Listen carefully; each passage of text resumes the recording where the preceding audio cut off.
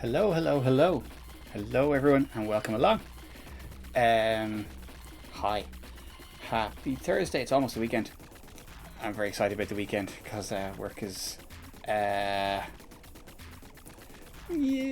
it's not the most fun I've ever had. But yeah, there we go. Hope you're all well. Good evening, Dan. Welcome along. Yes, thanks for coming along, Dan. Let's give the jam a shout out. Let me see if that works. Yeah, there we go. So yeah, Super Dan here is running the Amiga Tool Jam at the moment, and this is a competition for running until October or so, I think it is. Basically for making an application for the Amiga. That's the plan. And with that in mind, this is why this is basically why I'm holding this, which is a kind of to show what can be done with Blitz Basic in kind of in a system-friendly application sort of way. So let me just turn down my thingy here a little bit. I don't know if those mods are too loud. Let's see, we'll put it down there. Hello, Amiga Bill's illegitimate son, and hello, Graham. How are you? Welcome along. And Javier, am I getting that right? JB8, welcome along. Welcome in, and welcome to the stream. Okay, so yeah, for anyone who was here last week when I was doing a stream, yes, it was a tough one. Probably a tough watch as well. But yeah, sorry about that. Yeah, everything just wasn't working because I was going by the seat of my pants, and yeah, it wasn't the best. But okay, Xavier, okay, cool. Welcome along. Good to have you. But yeah, so so hopefully now this week it goes a little bit better. I still haven't rehearsed it properly, so there you go. But oh, something funny has happened here. Anyway, let's not worry about that. That's fine. Yeah, okay, but yeah. So basically, what we have done so far in the first two sessions of this tutorial is we've created a Blitz program that opens a window and it does a couple of things. So let's just have a little recap on that and see what it does. So it opens a window. We've got our Scottish Amiga user group logo loaded in using data types. We've looked at how we make labels, and we can format, use text formatting on the labels. We can center it. We can put in line breaks. We can do all this fancy stuff. And if we bring the debug window to the front, we have a text gadget here. We can put in text, and we click get text. We can read that, and we can also reset it, and then we can do all sorts of fun stuff. And of course it also supports things like commodities, so we can do stream test, we can and we can hide it, we can show it, and that's all kind of comes with the Blitz Basic MUI library. But yeah, that's the thing. I know the standard, and far and away the vast majority of applications will be written in C, and all the Amiga OS is written in C. Hey, welcome along, a group of Italians. How are you? How was football? There's a work game of fives there earlier on that I didn't go to, but I think a group of Italians was there. Good, I'm all right. Thanks very much. Yeah, I'll have to get back into the football at some point very soon. Grinding to a halt here with the lack of exercise, but however. But yeah, so we've made our little application. It doesn't really do anything spectacularly useful, but there you go. It does all the cool MUI stuff, like you can iconify and snapshot, and you can get all the usual stuff like for customizing it. Yes, neat vodka, exactly. I think I'm still recovering. We had a Scottish Amiga user group party, or meetup / drinking session last week, and our last weekend, and yeah, I think I'm still my liver still hates me for that. So so it's not vodka. It is all very healthy. Yeah, I'll probably get back into football next week. Then we'll see how it goes. I'll definitely be on the chat about that. Um, I will be on site tomorrow. Yeah, we're in the middle of a whole load of extremely boring testing. So yeah, for those that haven't gathered, a group of Italians here. We're workmates. So he knows nothing about Amigas, but he comes along anyway and shows incredible support by sitting through all this nerd talk when that's it. But yeah, there you go. But no, otherwise a nice guy apart from know nothing about Amigas. Anyways, yeah. So there we go. So this is what we have so far. Now, what what I was going to say, or what I was going to do was just a couple more MUI things. I was going to add some menus. yeah, yeah. I could expand on that, but I better not. But yeah, so let's see what else we can add. So I was going to add some menus, little drop down menus, like these ones that you see up at the top here. Let me just add them to our window. So again, when you right click up there, nothing happens because it's not that. It's because we haven't added any yet. Okay, so the menus on the Amiga, right? You've got the very, very old type that are Kickstart 1.3 ones, or Kickstart 1 version of the menus. They're intuition menus. Now, the ones that are more commonly used are the Kickstart 2 and above ones, and they're a lot more sophisticated. MUI doesn't open its own screen, but it can do if you configure it so. I'll show you, for example. Let's see. So this is opening on Workbench. You can't really define what screen it opens. Well, okay, you can, but by default it'll open on the main public screen. But you can go to the settings and you can see Oh, this is a customization basically. No, basically MUI comes with an application called PSI, which is a public screen investigator. Is it? I can't remember anyway. But that lets you set up screens and yeah, that lets you set up screens, and then you can push your MUI applications to that. So hold on. So if you right click now, you get Workbench menus mixed with your own. No, no. If you right click now, nothing happens because the application isn't, because the menus are window specific. Yeah, exactly. So whatever window is active, like so, if you go here, it's the debugger menu. And if you click on Workbench, it's the Workbench menu. So if you click on here, we've got no menus yet because I haven't defined any. So you just get the default blank menu bar. Okay, you can also set it. You can also set the window properties to capture the right mouse button. In which case it won't even flash like that. You won't get menu at all.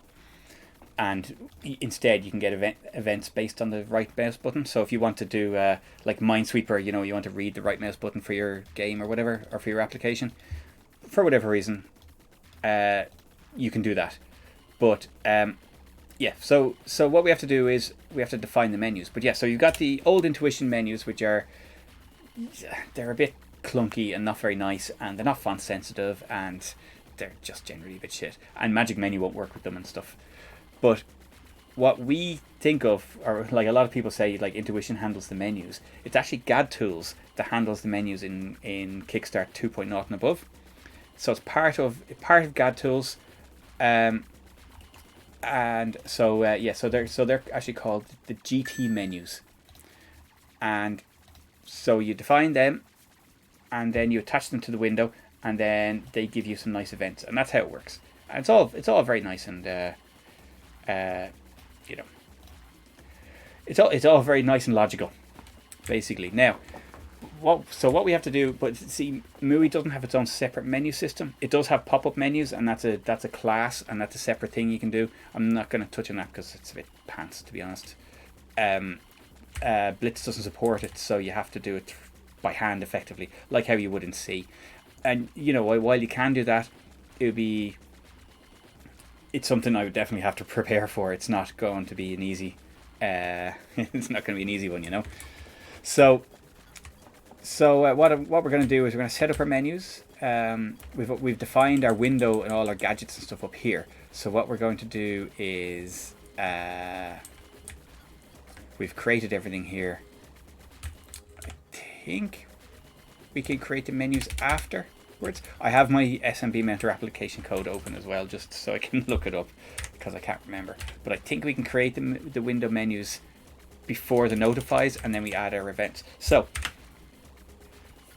catalog usage.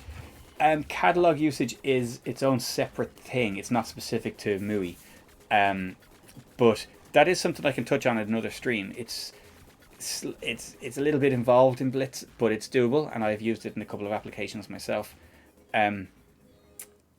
Yeah, like what I've actually done is I have created an include that you can use in your own code that makes it a lot easier to use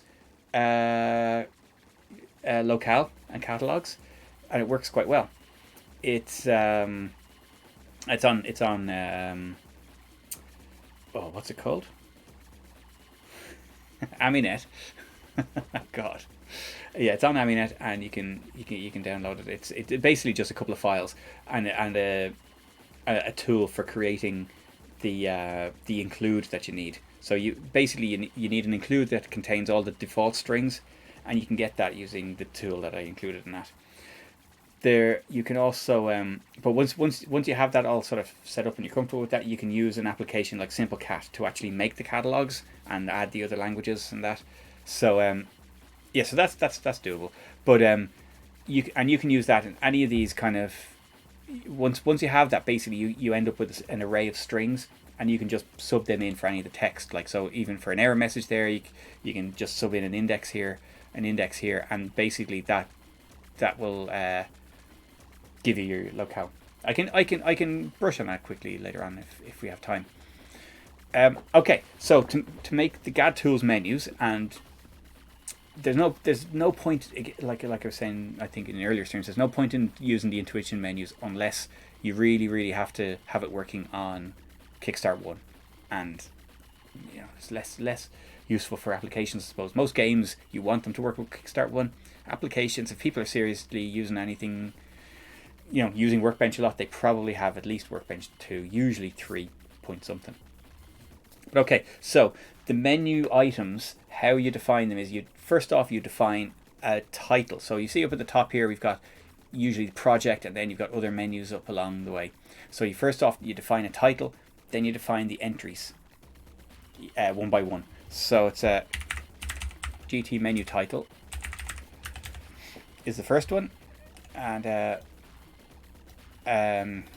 yeah, so basically and the usual one is to call it the project menu. But if you look at the syntax there, you've got the menu list number. So usually you've only got the menu list is all your menus together. It's like you've got one menu list for a window, if that makes sense. So you can only ever attach one menu list. So all those menus here belong to a single menu list object. That menu list contains the titles. Each title contains the items, and sometimes the items can contain sub-items like that. Okay, so usually you only have one menu list. Sometimes if you have multiple windows, you could have different menus on the different windows, or under, you know, if you want to change depending on the context, you could, you know, take off the menu strip and add a new one. But what we're going to do is we're just going to use a menu list 0. It's menu 0 is the first one across, and then we give it a title. And project is pretty standard stuff. So like the for doing applications, there's a thing on the Amiga called the style guide, and this is part of the developer documentation, and it gives you recommendations on standard stuff for applications. You'll notice that the vast majority of applications follow these style guides. It's things like the first menu is always called project, save is always right Amiga S, quit is always right Amiga Q. You know, there are certain kind of conventions, like cancel is always on the right. You know, when you've got multiple choices, there are all, you know, there are certain wordings and stuff that that it's recommended that you follow. Obviously, you can do what you want, but it's nice to be consistent, and the style guide is there to give you that consistency, or to guide you into that consistency. So the first menu is almost always called project. You can do what you want. You can call a file like other OSs do, but yeah, we're going to stick with project. And what we do is now we populate that with items. So menu item, and now we go. So it's a similar thing. So menu list is always 0 because we only have the one. Flags. Now flags is a special thing. Flags is special because that lets you set special properties like if it's a tick menu, or if it's a mutually exclusive menu like a radio button menu, or you know, a few other items like that, and whether it's enabled or disabled by default. I'm not going to really go into them. We're just going to do simpler stuff, but you can read about them in the documentation, I think. Nope. Anyways, I'm sure the developer documentation has the flags in there. So, but you can just set basically a binary number to choose if it's mutually exclusive, and choose which items it's exclusive with. You see, it's a little bit complicated, but it actually works really, really well when you get the hang of it, because you know, you can set up rather elaborate menus. Now, restrictions of number of submenu items. There is a restriction. There's a limit of only one submenu. You can't go to infinite levels, or you can't go for more than 2. So the most you can have is a sub-level, one sub-level. So that's as far as you can go. And that's an OS restriction. They have increased that limit in OS 4, but on OS 3 you can't go any further than one sub-menu. It's just a design thing. So GT menu item 0, and yeah, so let's go back over here and press help to see what it is. Now, it's a slight bug with Amiga Blitz, where, you know, normally when you do that, it will keep the context help up at the top there, so that as you type the parameters. But as soon as you press space, that goes away. So if you don't leave spaces after your commas, and sometimes I don't, then you can keep that for each parameter and it stays there. But as soon as you press space, it's gone, which is mildly annoying. But anyways, right, so where we were GT menu list, and then flags we just painted 0. 0 is a standard menu item. What I'm going to do is I'm going to open this and just have that there. So flags is 0. Menu is 0. We're going to 0 is the first menu. Actually, you know what? Let's do some good practice stuff here and make some constants. Object event constants. Let's say menu.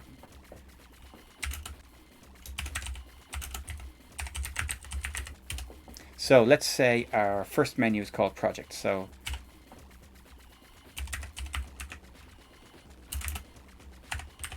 now, unlike the other constants, if you're going to use the values, they do have to be in the right order. So the order of the numbers determines the position in the menus or in the menu strip. So okay, so let's say we have a load 1. I better make that all 2. Okay, we can put spacers in, so we're going to do that. And about is 4, and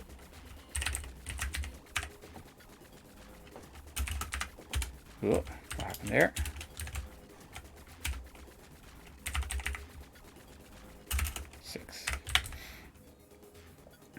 Now, I'm just making sure I don't have any clashes there with other numbers. And then we can do menu 2 equals 1, and then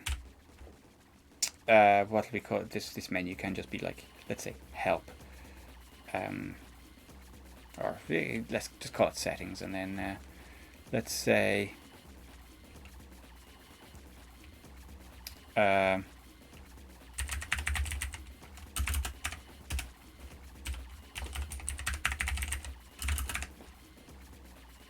oh, sorry, no, I meant to do 10 for that one, sorry. And 12. Okay, so now we've got all our numbers set up with some constants there. Make it nice and neat and easier to read, even though it is a bit longer to do it that way. So so when we're down here, we can go menu list, and then the menu is menu 1.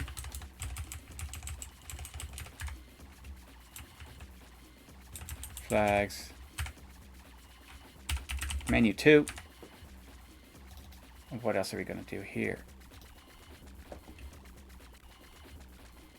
Just realized, I don't know if that music's too loud or too quiet or whatever, but I just realized that song has been going forever. So I'm just gonna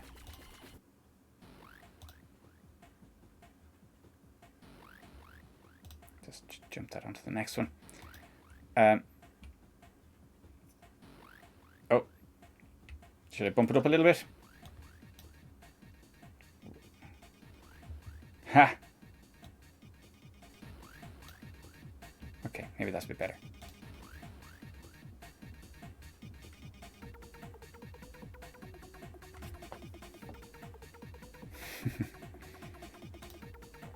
Could well have been the fan. Maybe it was down that quiet that it's actually picking up the PC fans here. It's kind of warm in Scotland for anyone who's tuning in from abroad. Okay, so this we're going to add some items to menu 1. So we use menu 1, and then we can see the next is the item number. And then the item number is, what do we call that? Load.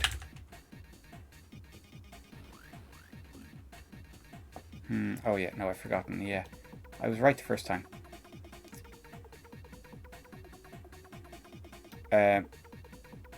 Menu 1, so we'll have to do this actually slightly differently. So 0, 1, 2, 3, 4, 5. Menu 2 equals 1. Sorry, we have to do it that way because, yeah, this is exactly what I say to everyone, is that you have to have unlike the other constants where it doesn't really matter what you do, these ones are actually important. they determine, where it is in the menu system, in the whole menu setup. So this is our load menu. So that's our menu item, and then we give it the name, and we load. And the convention, this is what I'm saying about the style guide, the convention is if the menu item leads on to another window, and you can cancel from that, it's like a file requester or something like that, you add your ellipsis, your 3 dots, and that's, to say it leads on to another option. And then you can give it a shortcut. It's optional to give it a shortcut, but we give it a capital L, so that means right Amiga L will activate this menu item. Now,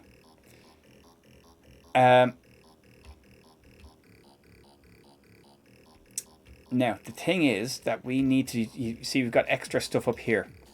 So the flags tells you what type of menu item it is, and we're just using 0.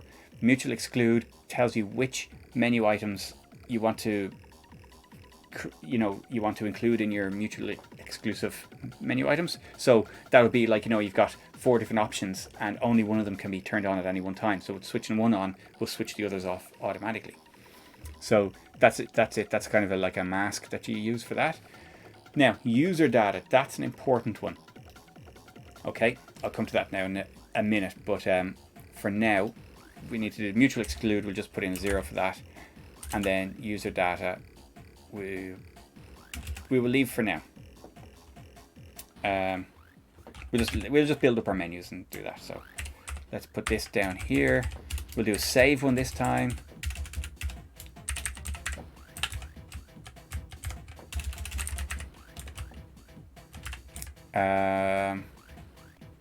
Yeah, and now the third one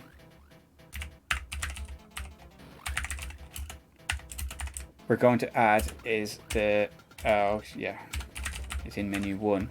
And then we're going to just do spacer 1, I think I called it, didn't I? And now we're not going to give that any text. And what that'll do is that'll enter a little line. Sometimes it's a squiggly line, sometimes it's like it's a, on the standard menus, it's a squiggly line. You can see here on the magic menus, it's this nice kind of 3D style menu. But if you hold down Alt, you can get back your original menus. You can see them there, the squiggly lines, the separator basically. So you put that in the menu just by having an item with no text defined. And it makes things look a lot neater.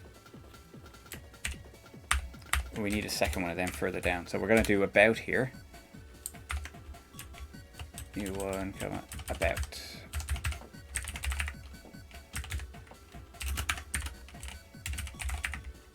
And that opens a requester as well.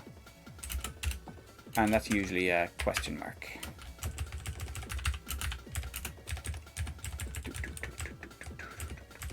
And a spacer.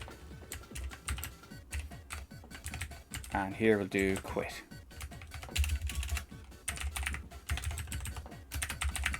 And it has no lead on window, so we take away the ellipsis and give that a Q.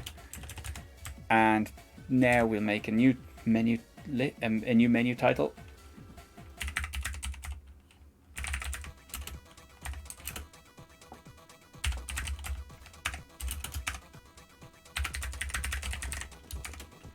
And we do preferences, so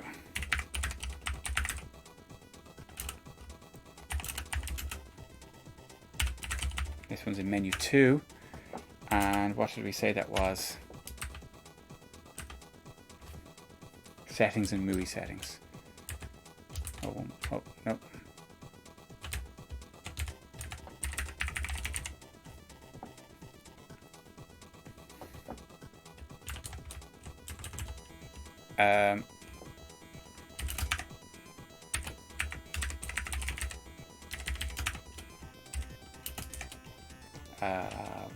We won't give it a shortcut just for now.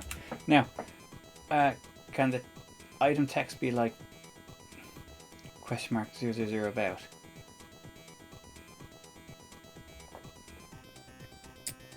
No, it has to be split like that, basically to well, you know what? I've never tried it. Basically, that's how it gives the arguments. It's like that's how the Blitz library sets them up. But we'll try it once we get the menus up. We'll try that because I've never looked at that.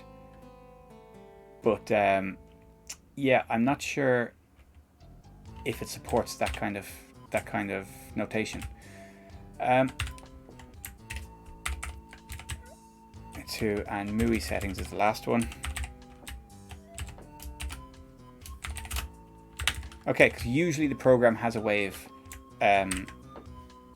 MUI program has a way of opening the MUI settings. Okay, let's just, okay, this won't actually do anything just yet, but I'm just going to see if it compiles. Yeah, that's fine. Okay. Now, the next thing we have to do is we have to create a menu strip. So the menu list is the kind of the overall object, but to attach it to a window, it needs to be a menu strip. And so it's, I think it's that, yeah, create menu strip, GT menu list, okay? And that's 0. It's always 0. And then, now, let me see what, it's not in that, it's in the MUI documentation. So let's go in here. So this is our MUI documentation.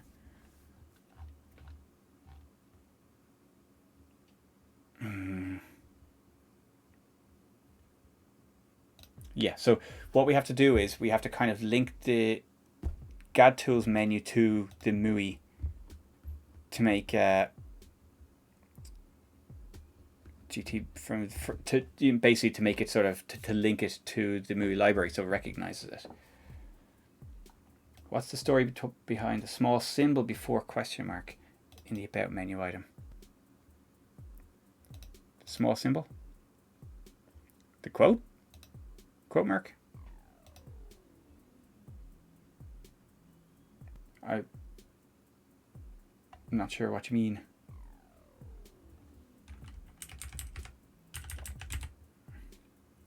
Before that, there's a dot. It may have been a glitch. Sometimes it could be dirt on your screen. Could be an encoder glitch. Could be that sometimes you get a stray pixel in the rendering when a letter doesn't quite fit within the box. You know, like a sort of a leftover pixel from basically a sort of a slight font rendering issue. You do occasionally get that, and I guess that's what it was. I just don't notice it anymore. But it could have been that. Could have been a dirty monitor. Could have been a streaming thing. Who knows? But grant. Yes, but no. It's just question mark in quotes and then a comma to separate the parameters. All good. Okay. Oh yeah, no. There's no magic tricks. Okay, so what we need to do is we need to create a menu strip. We've created a menu strip. Then we have to set MUI set menu. I'm sure. Oh no, MUI create menu and then set menu. I'm sure it is. Create a menu from the GT menu list.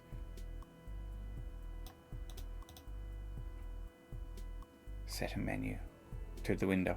Okay, so create menu is so.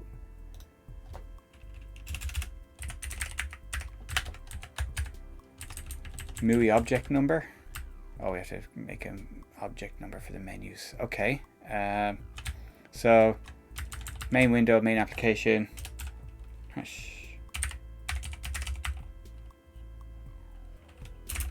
30.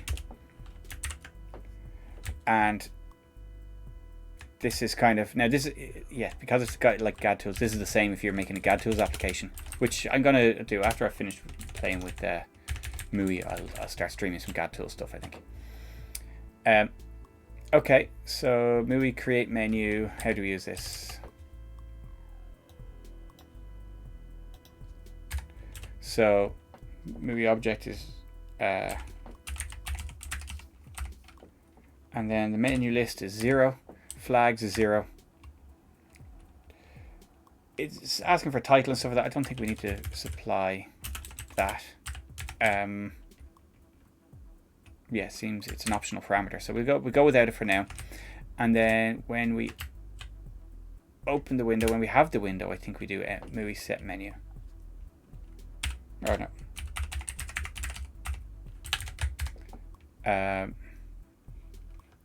To MUI object. Sets the menu to a window. It doesn't tell me which is which. And of course, to get it wrong, it'll fall on its arse. Yeah. Oh, it is. There you go, Dan. Is that the glitch you're talking about? It's, yeah, it's because it's doing the false bold rendering, and you get sometimes when it renders bold, the pixels go a little bit off. Look, see those P's are all like missing their last little bit of bold there. It just overflows into the ether or into the next column. Yeah, there you go. So we can delete that because, yeah, anyways. Okay, so to menu, to MUI object. So I'm going to say that's the hash.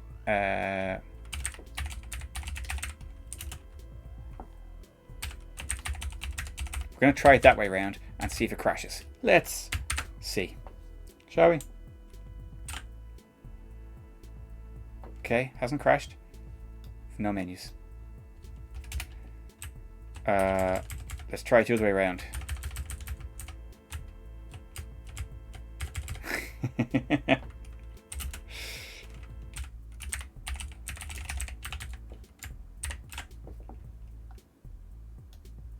No menus. Okay, time for me to check what I've done here. MUI create menu strip. Main window, main menu. Create MUI create menu, MUI set menu.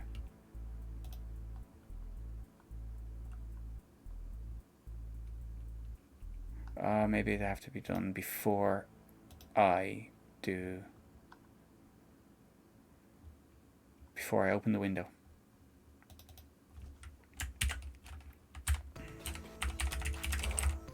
Let's see where that's called from. Okay. The menus come along before the gadgets. Now maybe that's the problem.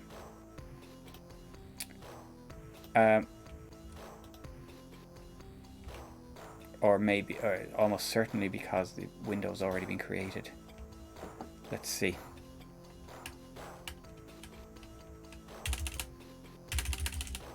Oh, no, we can look. We'll just move it. We'll do it the same way. Let's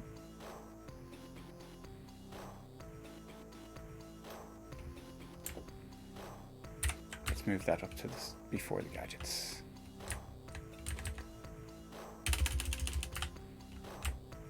Okay, that's what's loading our image. So let's put them there.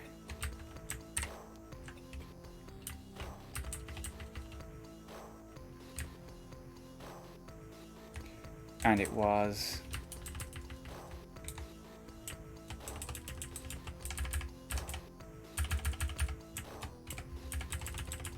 that one, wasn't it?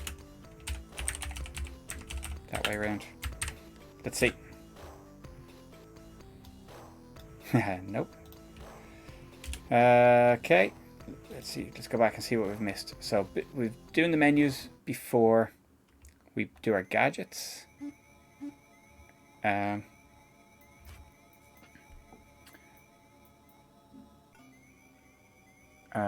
me see. Main window. We create the window. Then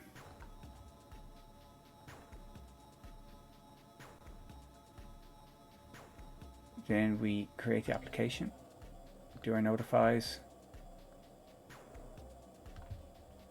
set some menus.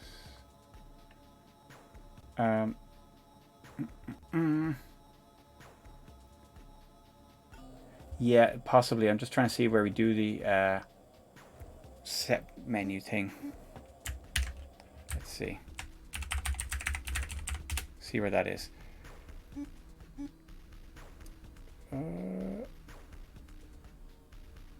Create menu, set menu.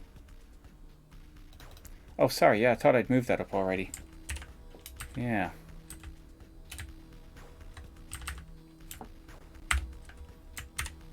That will be it. There we go. Look at that. Actual menus.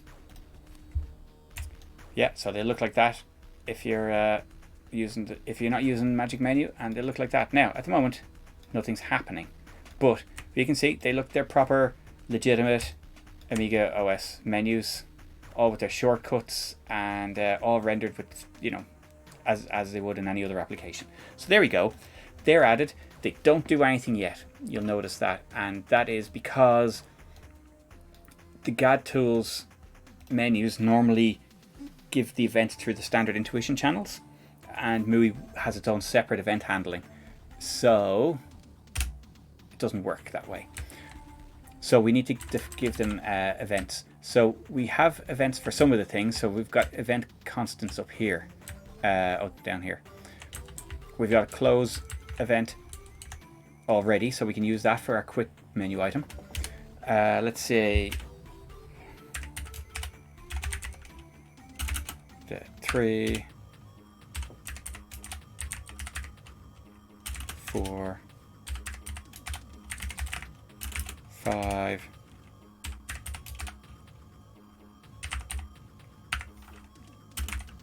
6.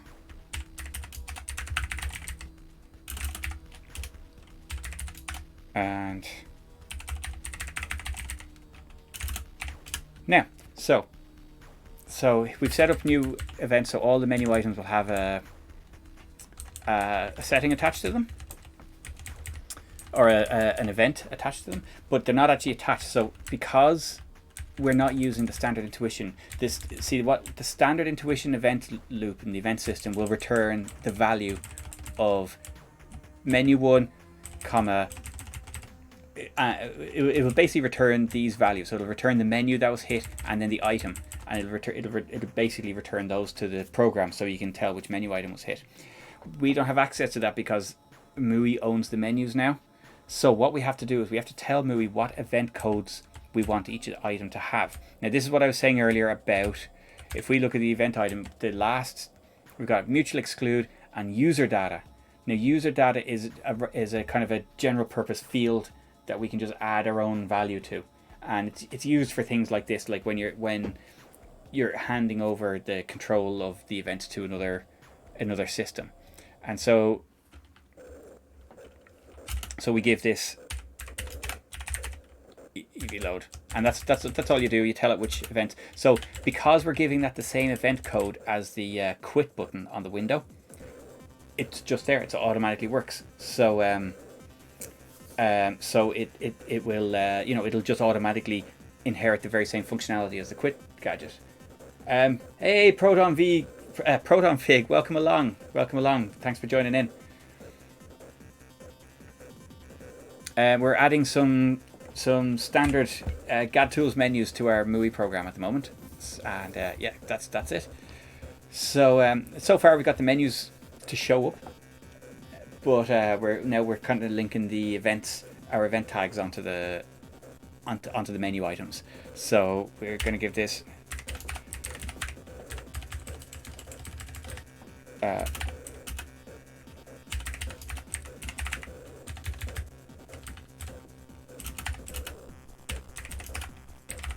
that's our quit event item, and then preferences,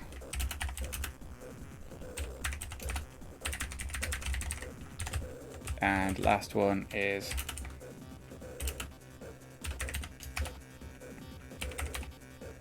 settings, wasn't it?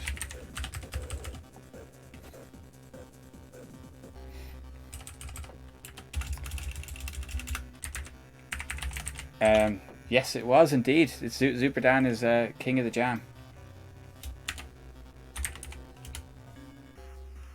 There we go. Little link to the tool jam there.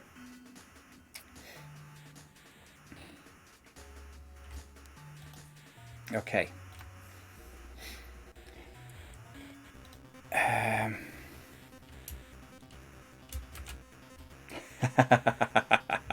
I've seen you coding, Zuperdan. Don't lie to us.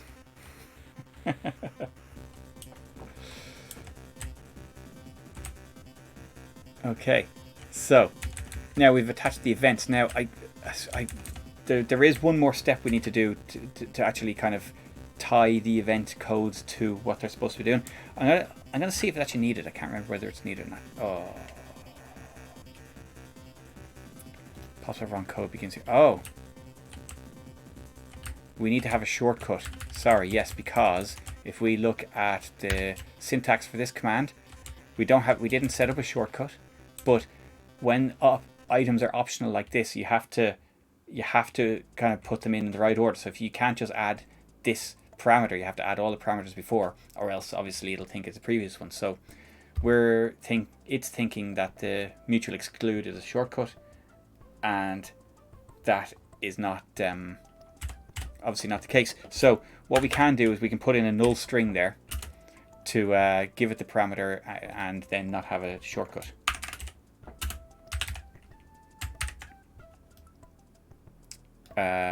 See, and there we go.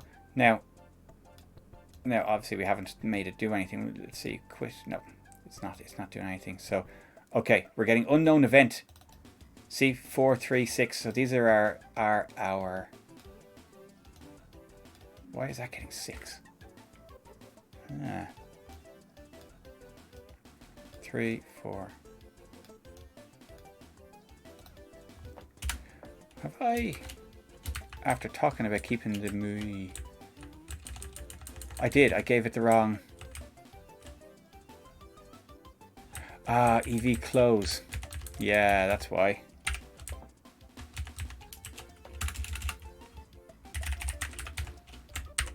There we go, and that's why I compiled, because yeah. Okay, so now when we quit, there we've got our menu working. You see, so our menus are now producing events. We just have to act upon them. So we can see we go to here, preferences, event 8, event 7, event 5. So that's all working, all plumbed in. The yeah, I'm ready to go. All we need to do now is act on those events. So there's our unknown event, default switch, or select as it is in Blitz Basic.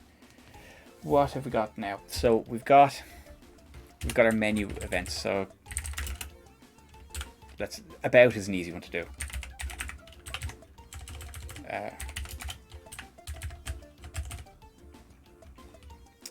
And we just do our dummy variable here, x equals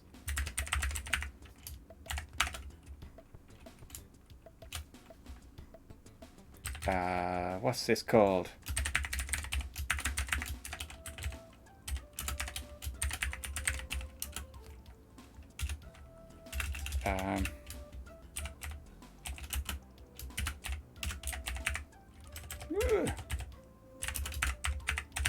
So this is just making a requester. Request is very nice, easy function to use. You can give it a title, you give it the body text, you put in a little bar.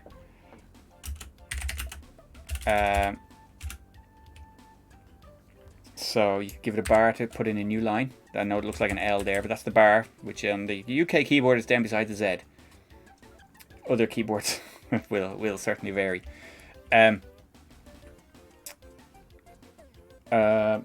And on the Amiga, on an actual Amiga keyboard, I'm just going to get one here. It is up there beside backspace. Oh, there. Pipe, indeed. Pipe, bar, broken pipe, broken bar. Sorry, yes. Yeah, I think it was bar like or. But yes, pipe, absolutely. It is the pipe symbol. And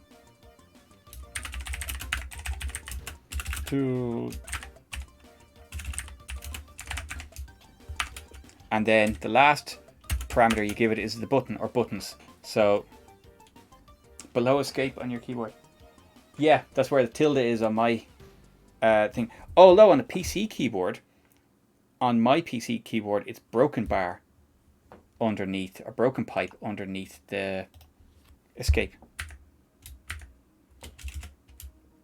Yeah. Yeah. Keyboards are crazy things. Okay, so to give it the buttons, again, we use the pipe symbol to separate them. The solid, the fixed pipe, fixed bar is the one you want, definitely. So what we get is we will give it 2 buttons, but it doesn't really matter.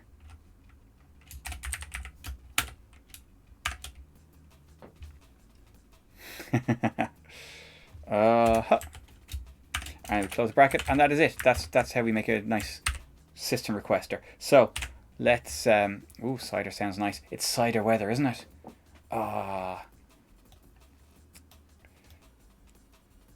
So now we go to about. We can see, and there we got our requester. Now I'm running Rec Attack. I think it's called Rec Attack, is it? Yeah, Rec Attack, and that's a nice program for fancying up the requesters. If we turn that off, you can see it's just a normal requester. There you go. But what that will do is a requester will give you a value based on the button you press. So if you don't care about the value, it doesn't matter, of course, like especially for a request like that. But 0 is always the rightmost one, which is basically cancel. Always 0, and then all the others starting at 1 are here. 1, 2, 3. There. Yeah. Is there? I think I have that on my main Amiga. This is my emulation setup. So yeah, it's a bit it's very much of its age. You know, it's whatever it was, 2003 there or something. but I must get the 3.9 one on this. But yeah, so that's it. What we can do is we'll just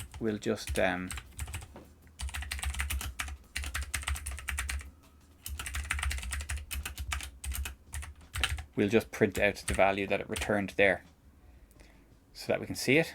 And so we go to about, and we go cool. So you can see that's value 1, and the one over here is value 0.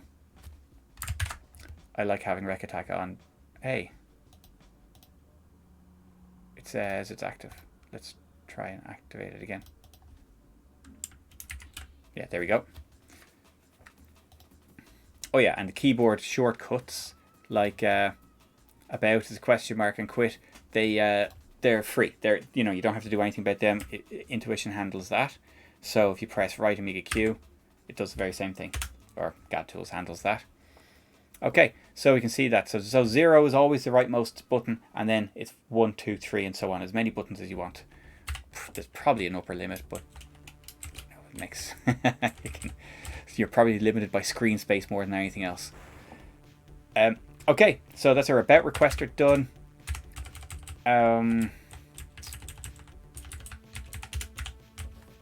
We'll do it. Load. Okay, and this will give us now there are a few different ways to do it in file requester. Blitz has a few different options, and especially on Amiga Blitz there's an include that has a really good set of ASL wrappers that allow you to do really good stuff with the OS file requesters and screen requesters and all that. But the first thing you have to do is, because you give the strings to the file requester and it fills them in for you, you're dealing with the OS, and the OS likes to write directly to string locations. You can't really do that with the basic Blitz strings, so we need to define the variables before we start. So let's go up. Yeah, let's go after our constants. We define our variables here. So we'll do, and we do that with maxlen because that reserves a bit of RAM for them. It doesn't use the string buffer. Instead, it uses it like a C style variable, which is what the requester code expects. And it's, when you're dealing with the OS calls, it's a good idea to do this, or anything that modifies a string for you. So let's call it. So we need a variable for path. We're going to call it PT string because paths is taken. Oh, it's not taken. Okay. Maximum paths, and I think it's 256 or 512 that you have to reserve, just in case a path name is longer than that. I think it's 512. We'll make it 512. I think you can do multiple ones, can you? No. Okay, no, and then files is almost definitely taken, yeah. F names, and then the pattern. So they're the 3 strings that you need to give the file requester. Let's go down a bit, and where are we in our main loop? Okay, and we're going to have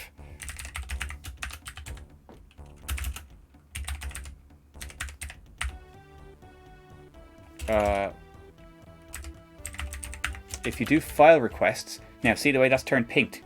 Blah, pink there. That's because that is not really system friendly, and Blitz has its own built-in file requester that it kind of renders in the background. It's not a particularly good one, but it's there for OS 1 compatibility. So if you want to run a program on OS 1, you can use that. It will return the file that you picked there. But it's not a particularly good one, so you should avoid that if you can. But what you need to do instead is ASL file requests, and see it turns blue. That means it's system friendly. It's using the OS, and it will work just fine even on OS 4 and MorphOS. So, and AROS 68K. So you can see that the parameters there it needs are come on. Title. So we could give it whatever. A meaningful title. Path name is, what do we say? So because you're giving it these variables, it also means that you can set the pre-directory wherever you want it to start.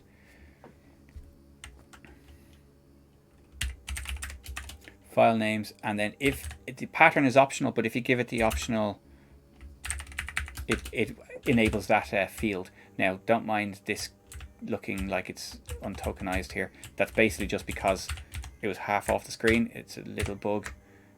It's not a problem. Okay, so file requests, and you can also specify an X, Y, width, and height if you want to. If not, it just goes with a default setting. But annoyingly, the default isn't the OS default because it's a Blitz default. But let's have a look at that anyway, and we'll get a result.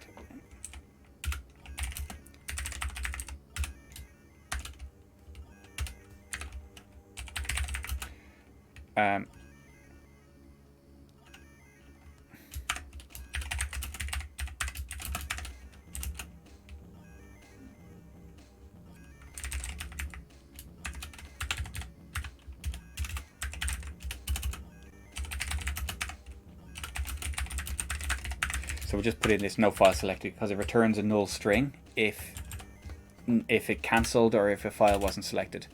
So and that should work. Let's see. Oh, array not yet dimmed.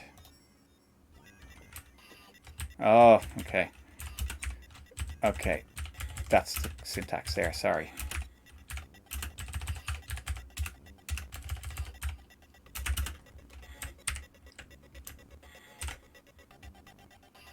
Okay, so now if we go to our menu and load, we get a file requester, and it's kind of small and squishy. But there you go. And we can double click that, and our debug says load file, SOG icon. So let's try that again. And if you click cancel, it says no file selected. So it works very well, and it's all so it'll give you the relative path, of course, because if you look at the file requester, the path was blank. But watch what happens if we go to games. Let's just for the sake of it, games A-train. So that's the path, and then we go back in again.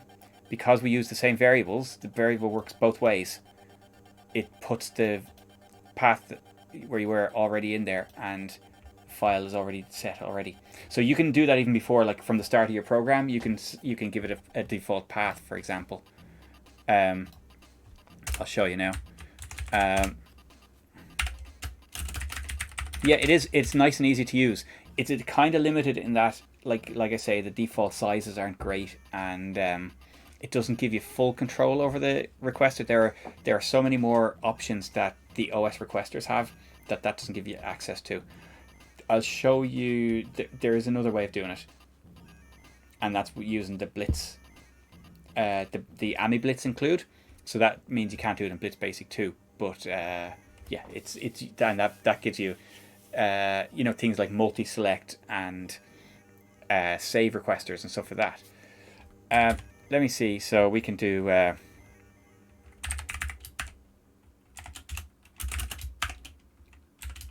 that's the standard pattern.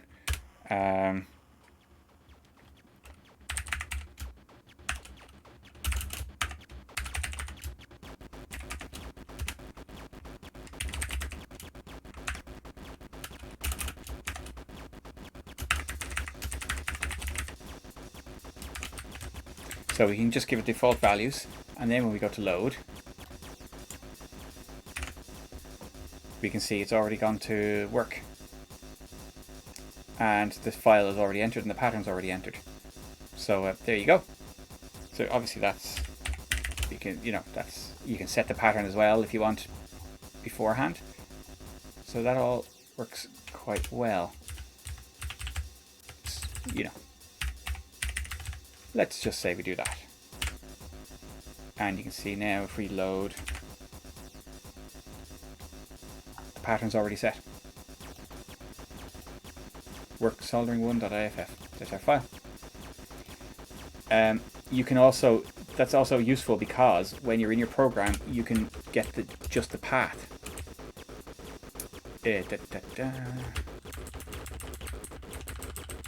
Because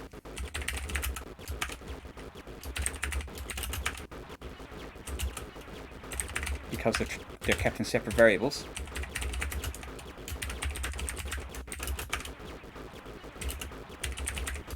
You can get them output as well, or do whatever you need to with them. So let's load a file. As you can see here, so the path is work, file name is separate. So you can have them together, which is the result that's given to you by the function, or just use those two or variables for separate access, which is quite cool. We can quit with a keyboard shortcut. Excellent. All working. What's going to go wrong? I'm getting slightly wary about this after last week. So save is basically the same thing. We won't do the whole lot because there is, Amiga OS has a concept of load and save file requesters, and they're distinct entities. Basically, it's the same object, but it's a preference that you set, or an attribute that you set of the requester. And if it's a save requester, it has well, first off, it's got a black background, and it's got a little extra safety feature, which means that you can't double click a file to select it. And it's a nice little touch because you can't like accidentally overwrite a file, because it's easily done. So you have to click it and you have to click save. That's how it keeps its safety thing. And it's quite nice, but Blitz doesn't give you access to that, which is unfortunate. It is possible with the with the includes.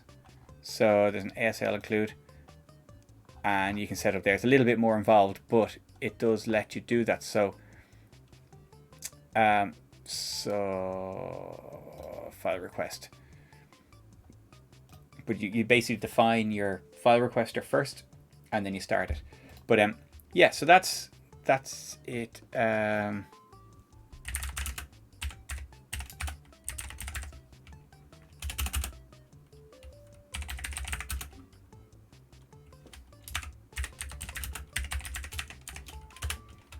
So I will just put that in there so it works. So all right, that's our first menu completely done.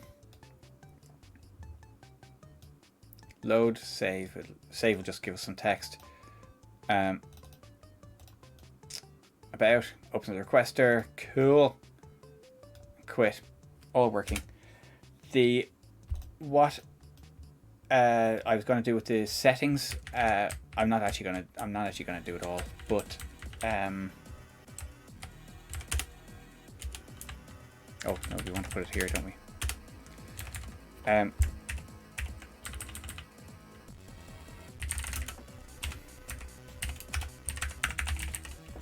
Because basically you can just define a new window. So up here we've made our all our gadgets and all our objects. We could just do that, and we just give it the new window a new name. We do exactly the same thing to make another window, and it's very simple. It's just kind of you just have to define it, and you can open that window and close it whenever you want. With MUI open window, MUI close window. And you do the same for any sub windows, and you can open as many windows as you want. Memory permitting, of course.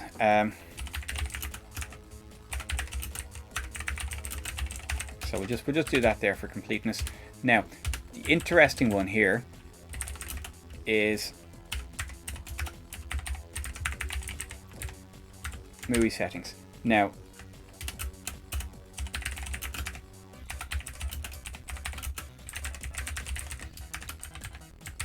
so if you look at kind of any MUI program, you've got the extra stuff here. Sometimes you don't have this menu at all, but you've got settings, and that actually opens the MUI settings, and it's a specific setup for this program.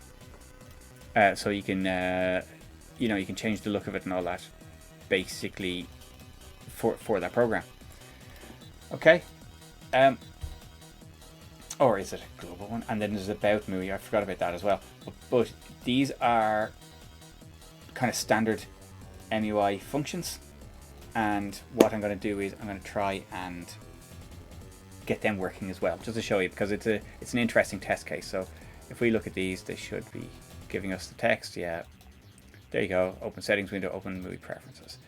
So if we do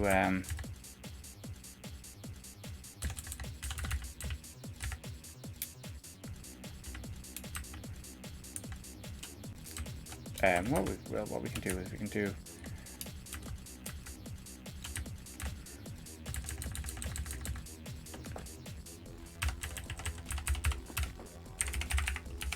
we're going to stick about MUI in there in our beside about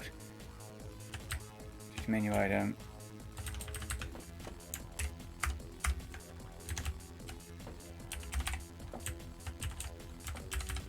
Oh,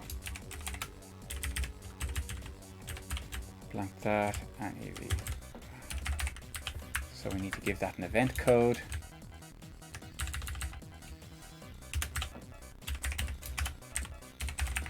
The event code, unlike the actual menu values, can be anything you want, and it doesn't really matter. So yeah, just give that 9. Now let's just see if that actually added. Oh, constant not found.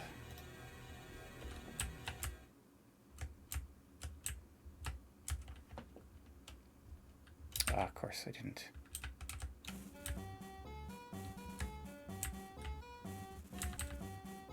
Menu constants about. What did I? Where did I change that?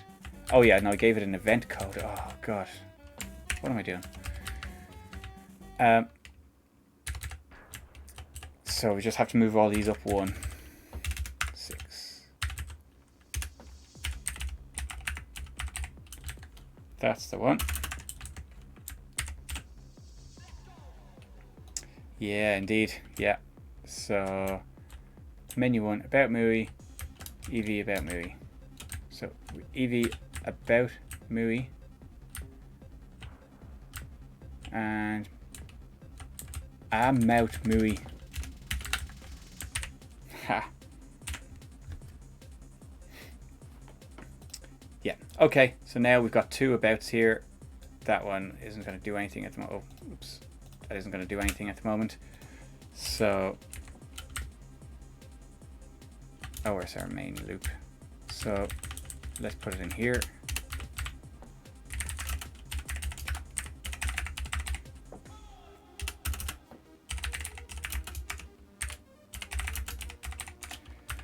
So what we need to do now, I'm just going to copy some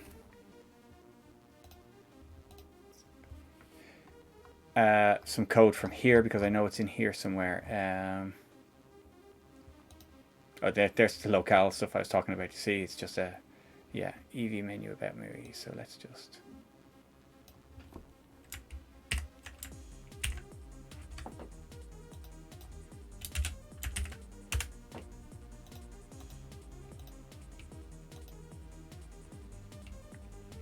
There we go. This is what we're looking for. So about MUI, and so now this is do method. Now, if you're not familiar with kind of more modern programming setups, like basically a method is sort of a, yeah, it's a function that belongs to a certain object. So it's something you can do with an object. So MUI depends on these, and because the the languages aren't really object orientated languages, it is to an extent, but not really. You need to do a special do method. So you can't just use the method on the object. So you use this call to kind of give you that functionality anyway. So it's MUI do method, and you need the application. Now I can't remember what we called our application. Did we call it main app? Main application. Okay. So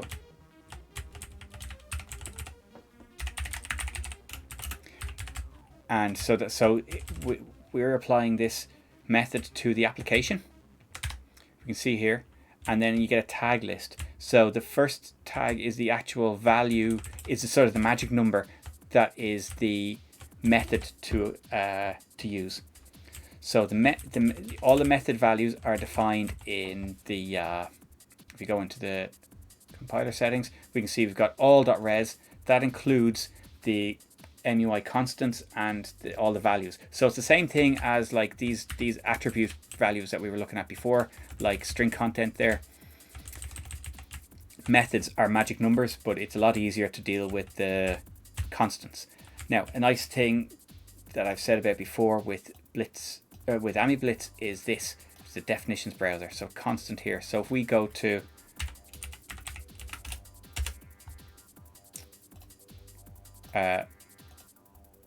oh yeah, no, we don't need the hash there. We can see all the defined methods. You see? So these are all methods.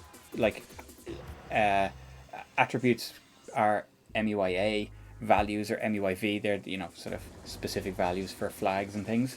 And methods are MUIM. So we've got application about. There's the actual value of it. You can put that number in there and it'll do the very same job. That just makes for epoxy code. So and you can add the code and it'll type it in there. Add input handler. So you got a load of different things here. Loads of methods there, but it's the same with the attributes. You can do that and it will list them all.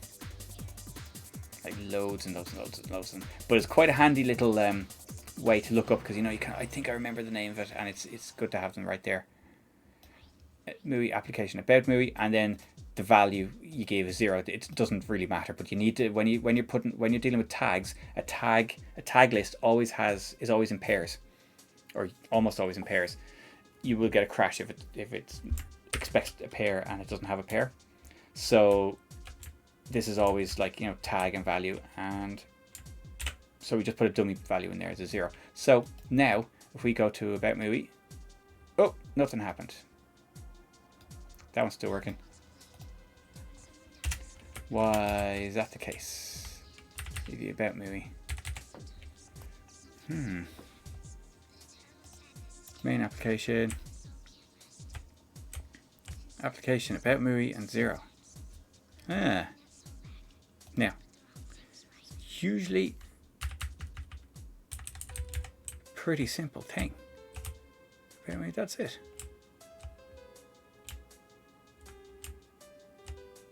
MUI menu about MUI, MUI do method, main app, MUI application about MUI. I wonder if this main application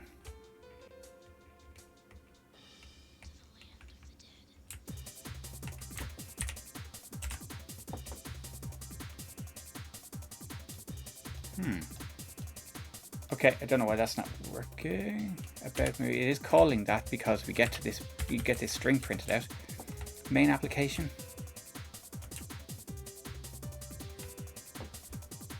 Is that right? Main app.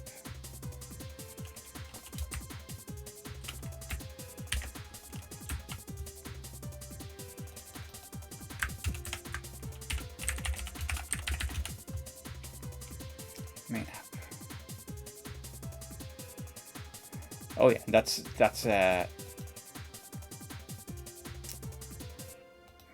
application object main app.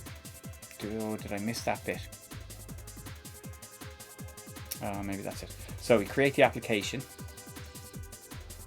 This one, by the way, this is setting the tags, so you can set the tag list. You can change the tag list before you actually create the application. That's how you make it not be a commodity. So use commodities 0. That turns it off. By default it's turned on, and like that's nice, but why I've actually turned it off here is because I want to handle the commodities myself.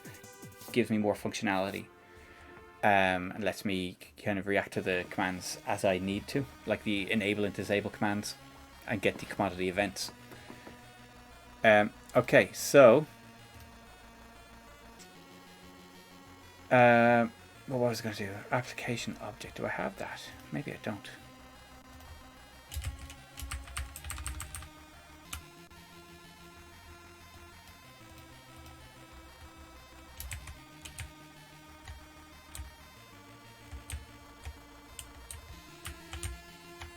Yeah, I don't. See, so yeah, basically I haven't created an actual application object. That was it, wasn't it? Yeah.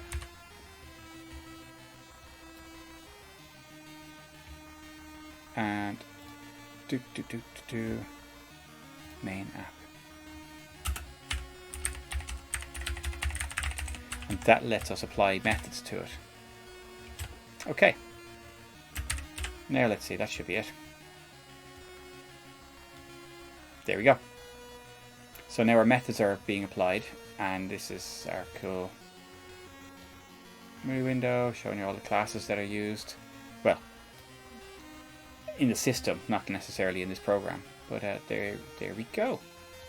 That's quite nice because you can always get you can also get the settings in a similar way.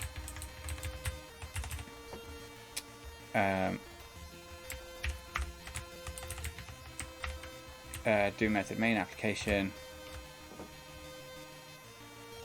Let's look for our method value here, or our method constant. Application.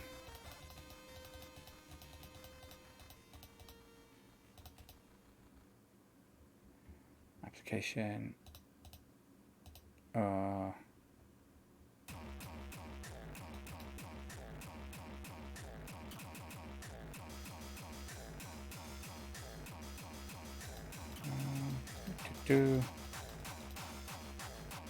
Well, maybe it's not that. Let's. you can tell I'm used to working on a larger resolution or a higher resolution, but let me see. So.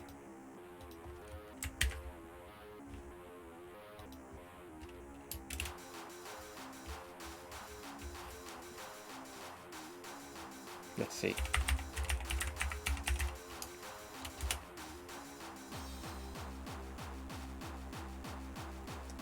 Where is it?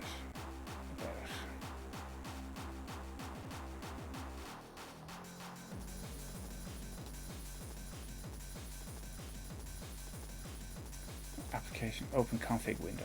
Okay, was that in the list there? I'm sure it was.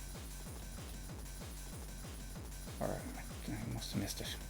Open config window. There it is. Yeah, just wasn't paying attention. Looking for preferences or settings or something like that. Okay, so let's get this to type it in. So this is, we've copied this because we're in Blitz. All constants begin with the hash symbol. And we go down here, open config window, and that's it. That should be it. Let me see. Preferences, MUI settings. There we go. Cool. So there you go. How to use methods in MUI or MUI. So we've got a lot of our stuff working now. I think for that's probably about it. What I can do now is some more general stuff. What time is it? Yeah, we'll do a little bit more. So this is all going very swimmingly. So what I might do is I might show you how to do the file requesters in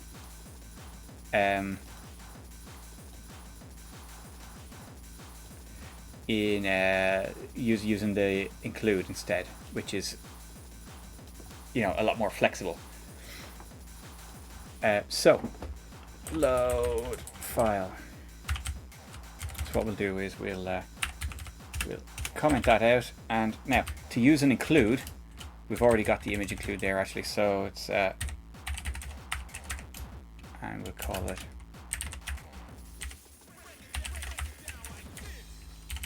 doesn't really matter if we use BBC. Oh, it's how we were troubleshooting last week, changing extensions and everything. Okay, So here we are. So load has stopped working, of course, but I think MUI does have its own file requester. I'm not going to use that, to be honest. Where did our shell window go? Oh, there it is. I'm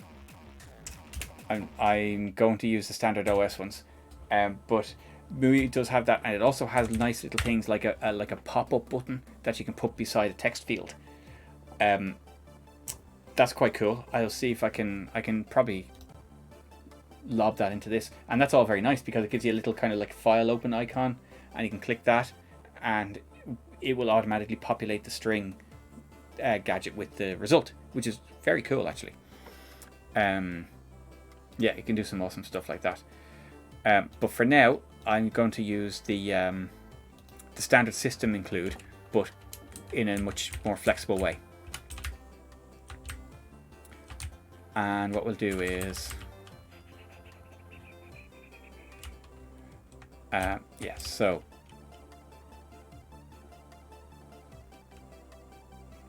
we'll define a requester up here because we'll use the same kind of settings. So now I have to try and remember the include and dun dun dun.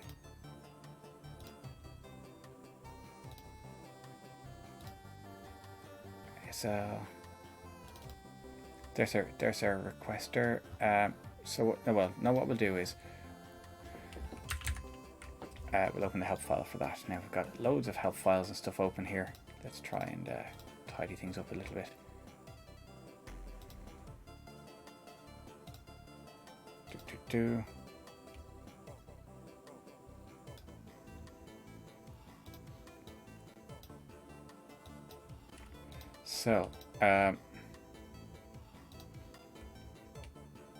So basically these letters tell you what kind of requester it is. So screen mode, file requester, and font. So you can choose, you can set the properties of them and you can open them and you can get all the results. It's very cool, really. Easy request. Hey Pixel Plop, welcome along.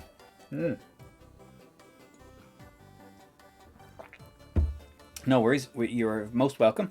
We are working on an MUI or MUI application that doesn't really do anything useful, but it works so far.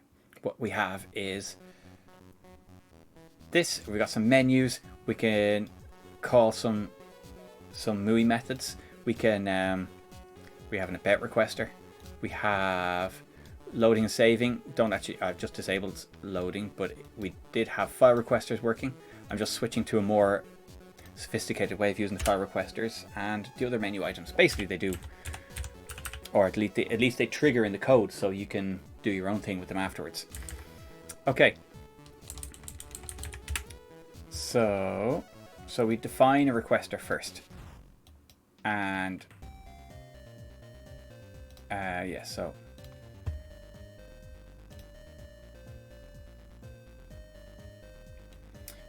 ASL for request. So let's add that into our code, and then we can see what we actually need to define.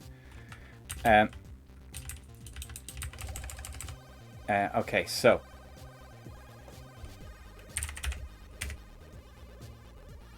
we have to do it. So this works slightly differently because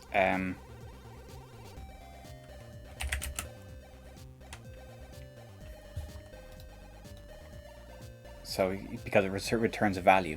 So we'll do well.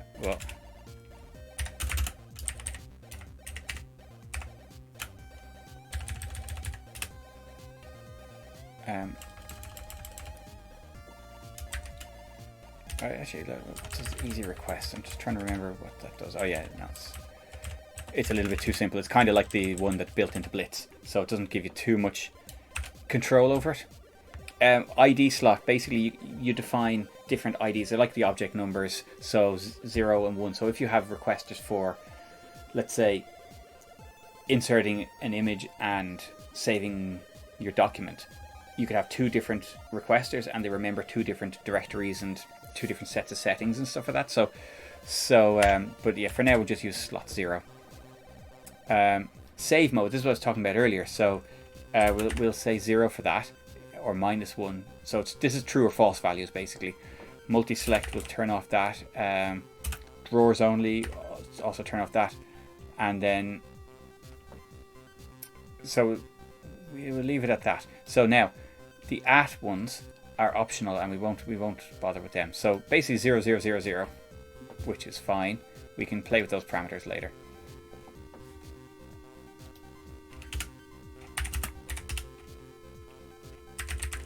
So we'll disable all this stuff. Just for neatness, let's put that down there. Okay.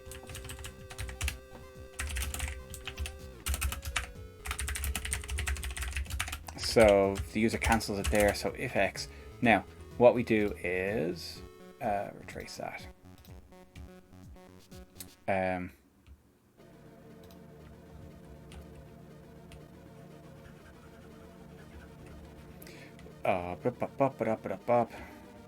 We'll do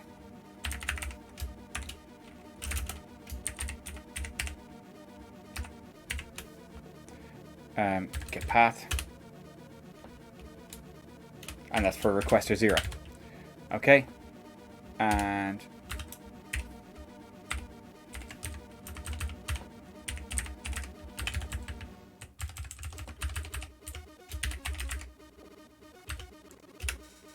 get file. So that's it. So I'll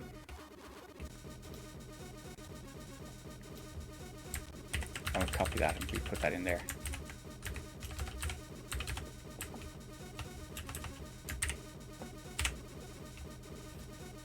Oh, that's the wrong code user. Oh. Yes, Rob, well done. And so go to load, and now you see it opens up, same requester, but now it's kind of the system default size, which can be adjusted in the preferences and is more suitable for like larger screen sizes and things like that. So let's choose a file. And so the path is blank and file name because it's a local file. That's fine. And when we go to load again, it will have already selected the same one. So we can go into work and graphics. And, let's go here. And you can see we get our path and we get our file name. Now, the thing with that is, you can see it's after remembering now. The thing with that is, it has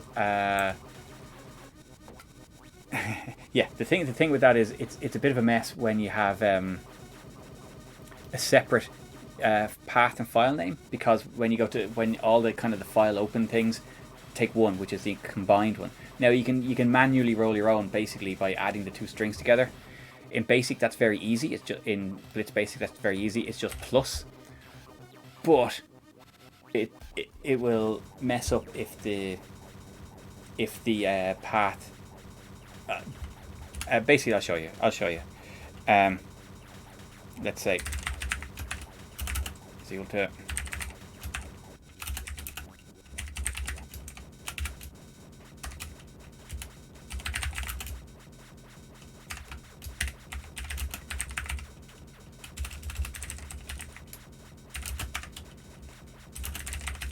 so our result string variable here is going to have everything in it. Let's see what that does, and let's experiment a bit, because I'll show you the problem with that now. We go to load stream test. That's fine because it's a relative path, but if we go load and we go to workbench and we go there, that's fine. See, workbench, that's the full path to that file. Excellent. Here's where the problem is. Workbench tools. Now see, there's no slash there because it's literally just taking those two strings and adding them together. Now you can do that and it will give you the correct result, but that's a pain in the arse as well, because you have to remember to type that in or you'll get errors or worse, crashes, because you've got this malformed path. Now there is an OS call that lets you do that, is for adding path and file names together. It's very clever. It takes into account the paths, parts and all that kind of stuff. We can do it by hand relatively easily though. So we can do if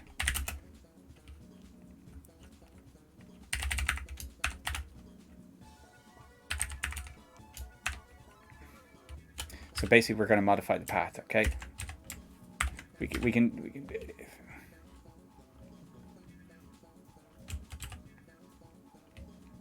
what we'll do is let's delete that, put that down there. Result is equal to paths. Oh yeah. Okay, if writes some proper old school basic stuff here.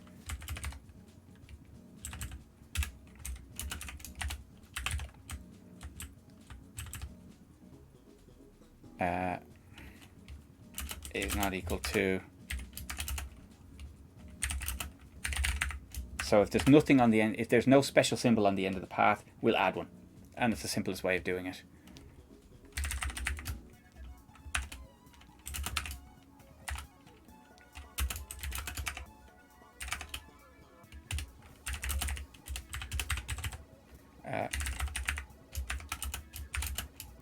We just add a slash on the end, and then we add on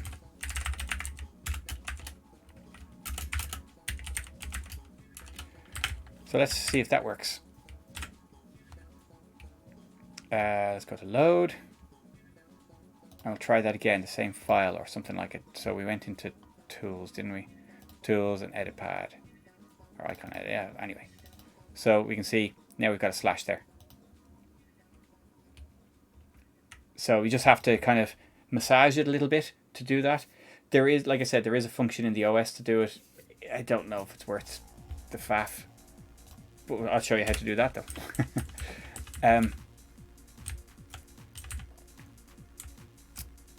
So that's basically one way of doing it. So now what we'll do is we'll disable that bit. And oh yeah, bring on the faff. So here we have, we're going to add in another include.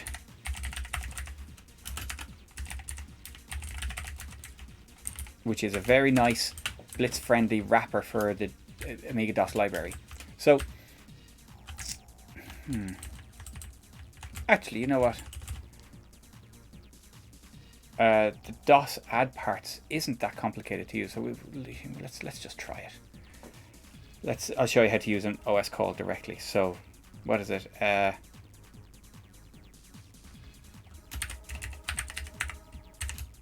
parts, is that it? I'm gonna have to look this up in the actual Autodocs. Well, let's see. Where's my library browser? Sort by name.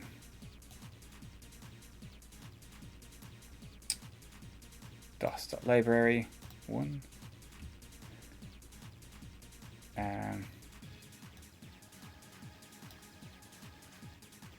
DOS library 2. Add part. Dir name, file name, size. Can't remember what the file. This is a fair point. This is a fair point. There was an awful lot of faff last week. It was far too much faff for my liking. But yeah, okay. Well, let's give this a go anyway. So we've got add part. Okay. So this is another thing I like about the Amiga Blitz 3 environment. You know, you've got full access to the Autodocs. It's pretty cool. So dir name, file name,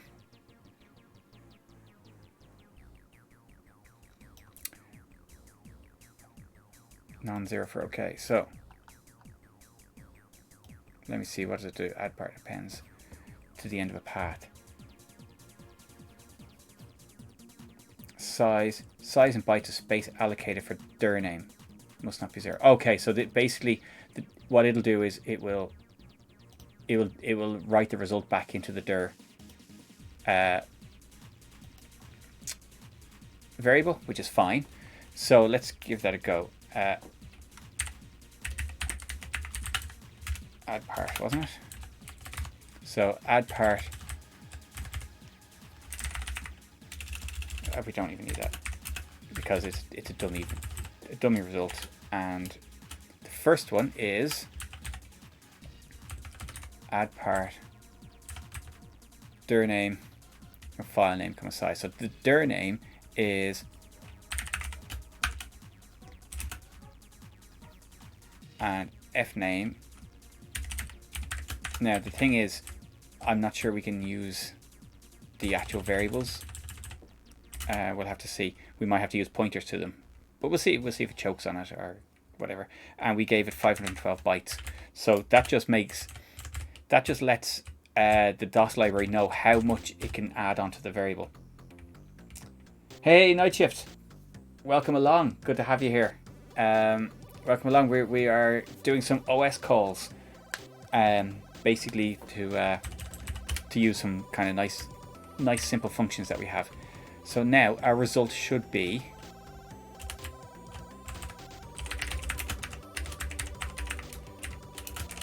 our paths variable. And what we've done is we've told it can write a maximum of 512 bytes to paths because that's how much space we've allocated, and then it knows it can't exceed that and it won't go clobbering memory because, you know, when you give it a pointer, it doesn't know how much space it has. Now, I'm not sure if this will work because being an OS call, it probably needs the pointers or the addresses of those variables, which would look like that. You know what, I'm going to go with that because my money's on that working. Watch it crash and burn now. So load, and we go into workbench. Let's go tools, like that. Did it work? The result? Oh no, it didn't. Okay, so maybe it's actually returning a pointer to the string. Let's see.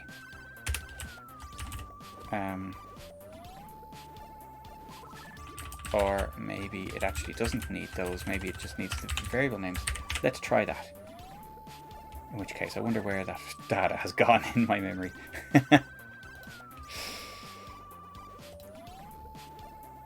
Tools, PC backup.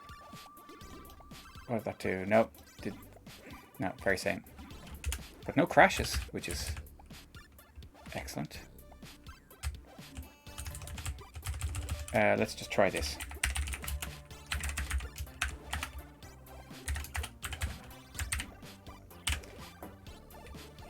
Peak string is nice. It lets you, well, it does exactly what it says in the tin, you know. It does a peak until it finds a 0 byte and puts that into the string, or into the string result. So workbench.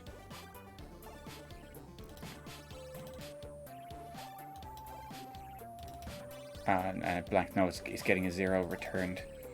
Why? What does X look like? Let's see.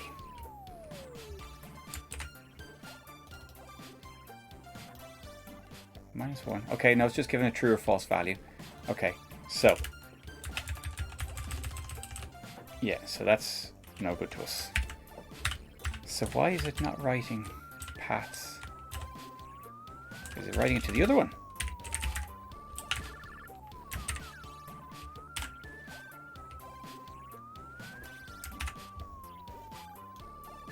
Oh.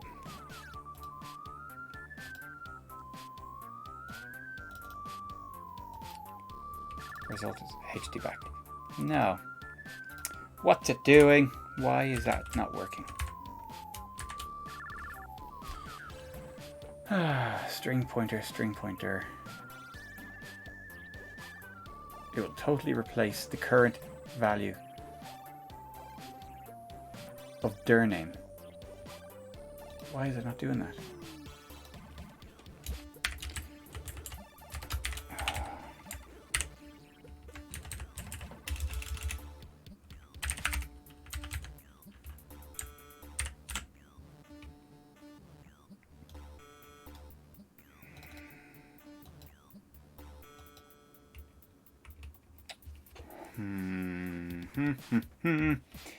Okay, you know what? that isn't working, so I'm going to do it with the includes that I was talking about. So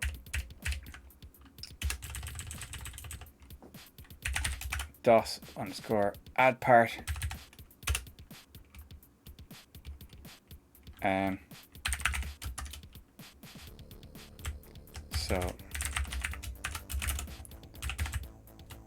we can examine the source of that in a minute and see what it's doing differently. And full result. So let's just see what that does now.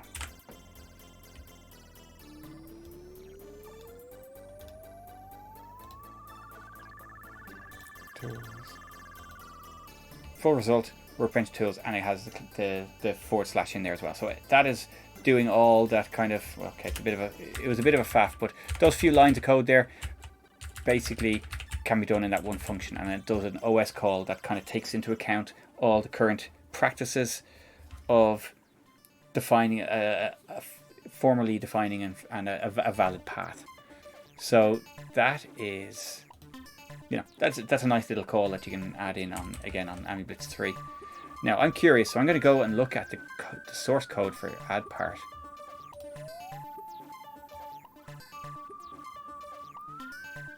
What is this about? No, not that.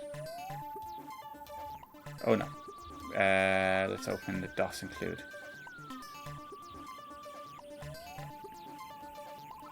To see why it wasn't working. DOS include.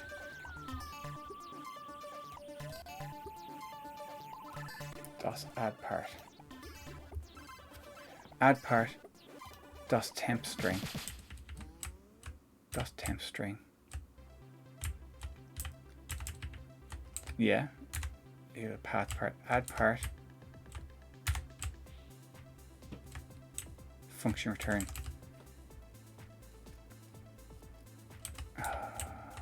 It does do the peak of yeah, exactly. It's a direct call to the OS library. So basically Amiga Blitz 3 comes with a load of includes that are nice Blitz wrappers around that, and they take a lot of the faff away from getting to work, like the faff I had there where it didn't work. Now, so it is adding the parts, but it seems to get the result from peeking into the peeking the address of the temp string. I know what's happening here. Is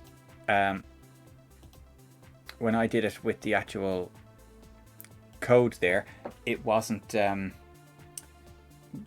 when I went to read the thing, Blitz was reading it from its own string buffer and not from the OS had kind of updated it in the background. So we can do that. So basically we know we have it working there. You can use the DOS include. The DOS include is quite big if all you need is a single call.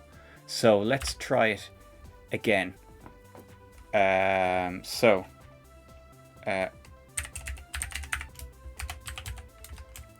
result. It's nice to do the result thing, but you don't have to. It's optional for OS calls. But anyways,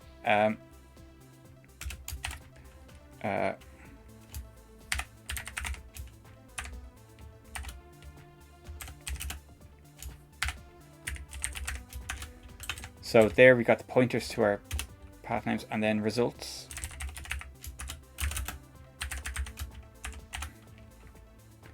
Yeah. So it just refreshes the path variable because Blitz has its own internal string buffer that it uses, but it's a bit funky to use that.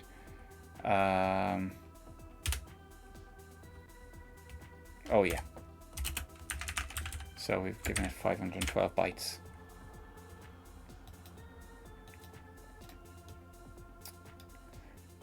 Dun dun dun. Workbench, tools. There we go. So that's our Blitz. That's a direct call to the OS libraries, and it's working now. So you just have to be aware of that when the OS library writes to a string, Blitz isn't necessarily aware of it unless you refresh it. So what we've done there is we do a peak string, and that peaks byte starting at the address given, and it just keeps adding them to the result until it hits a 0.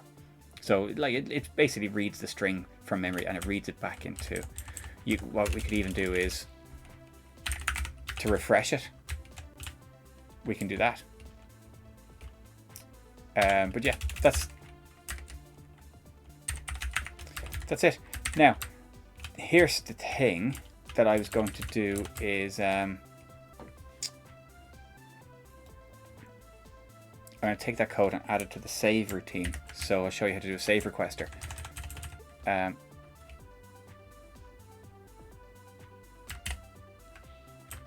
so it's a file request ID save mode. We'll make that true.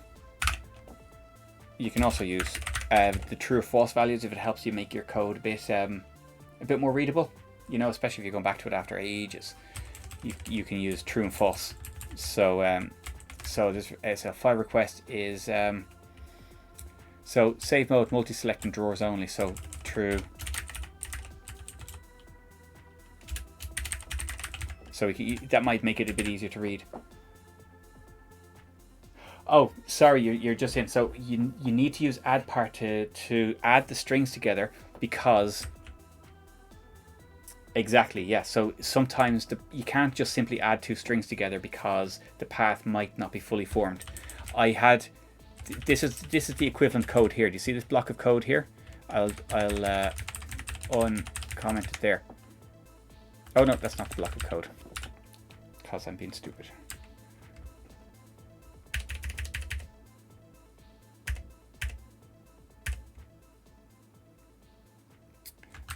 This block of code here.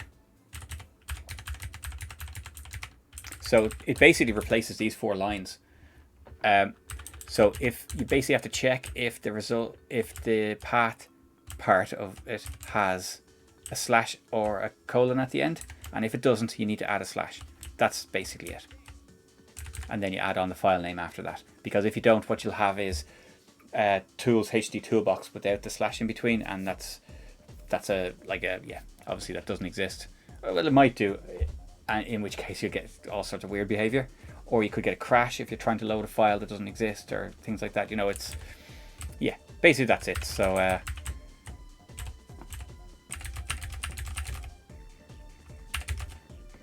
okay, so then we're using the DOS call there. That's fine. So we've got a few solutions there. Now for the save one, what we're going to do is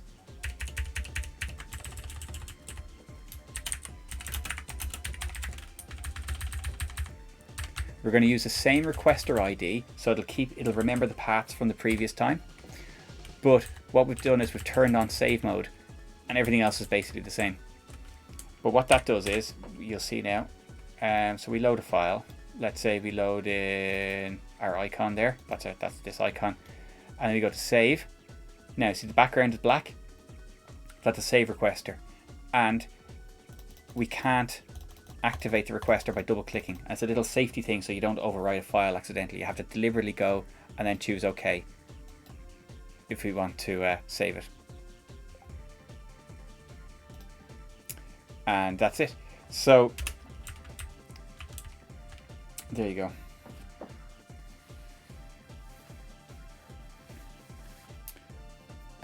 Once encountered, the Blitz also added a predict unprintable character at the end. Possibly. It depends on, you know, if there could have been something buggy going on, or it depends on what commands are being used. You might find that some files, it might be adding the end of line character, or you might have an extra. I shouldn't have a /0 at the end, you know, a null character, but there might be an end of line character or return or something like that, you know, that might be counted, and yeah, that can mess up your day. But the OS call takes all that into account, and it gives you a nice, you know, valid path name, assuming the 2 parts that you give it are valid. But you know, it'll deal with funky characters at the end.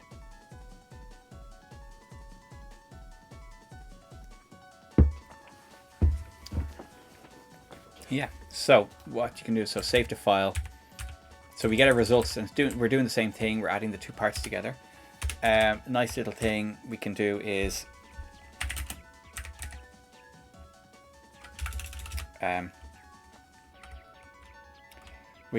oh, let me think of the logic of this. Let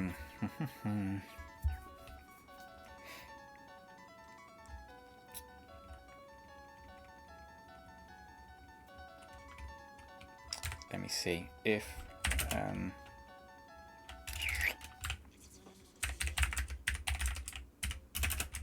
we're just going to set up a little flag called, oh, let's not call it write file. Write.b equals false. So this is deciding if we actually write to the file, because, you know, to put some extra safety in there.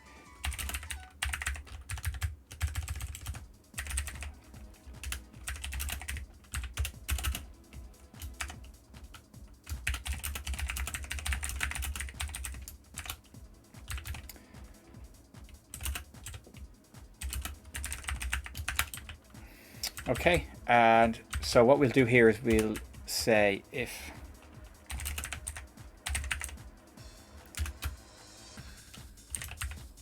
exists, and this checks if the file actually exists in you know, if the given file path exists and is a file.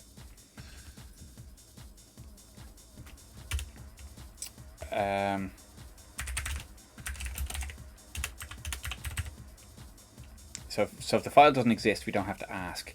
So we'll do. So we'll say yes. We'll write. If the file doesn't exist, we just write straight away. But if it does exist, then write equals and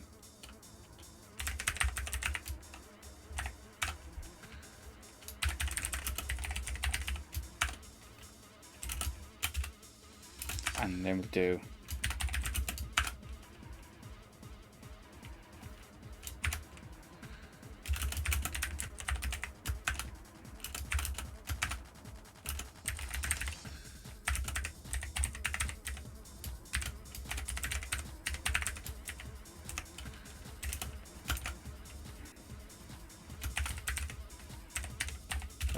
I think normally continue cancel, isn't it?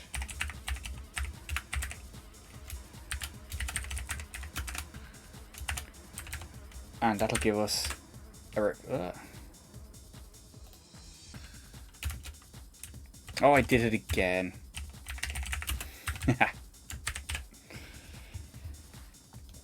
So we load a file, we load our icon. Let's say, imagine we loaded our icon.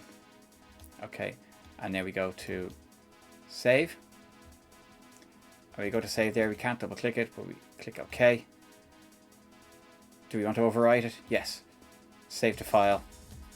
Go to save. If cancel doesn't do user, it does user cancel. And save to that file. And we choose cancel. Did not write to file. And the last possibility is different name. And it'll just write straight to it. So there's a nice little bit of logic in there to give you extra security about overwriting a file you don't want to. And it's probably just good practice, to be honest. Yeah. So I think that kind of covers a lot of the basic stuff. What else was there that I said earlier that I might go back to? Can't remember. But yeah, so the DOS includes some pretty good stuff for reading directories and things like that. It's quite good as well, because it has a function for getting, if you give it a full path, it can extract just the file name and just the path part, you know, to save you searching through for the last slash or colon and, you know, separating them into separate strings. It has some nice functions like that, which are quite cool. Let's see if we can fire one of them up. Is it path part? I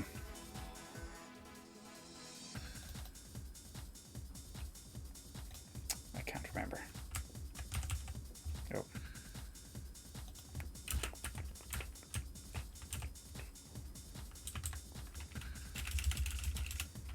Let me see.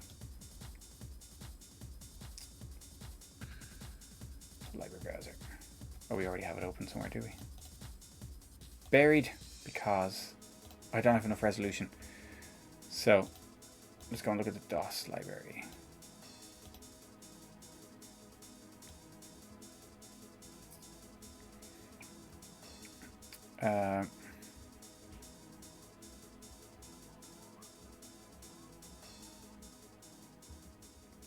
Get current dir name and all that kind of stuff. All useful stuff.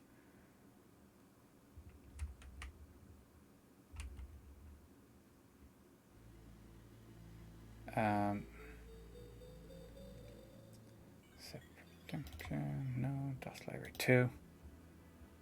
Add part. Let me see. Path part. I did write that, didn't I? Oh yeah, I have to give the OS calls always have to have an underscore after them. If you to give a direct OS call, that's kind of to differentiate between like a native Blitz library command and an actual OS library command or OS library function. So path part is let's say we'll give it a pointer to the results string, and then let's see if we can extract the path part from that.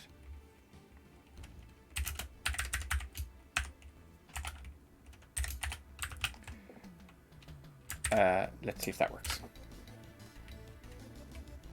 So we're going to load, and we'll go and pick a path. No, let's not do that.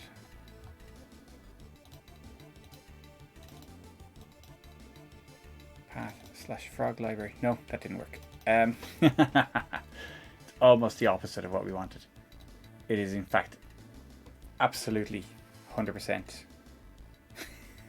No, the wrong part. So path part. Let's see, what does it say about path part?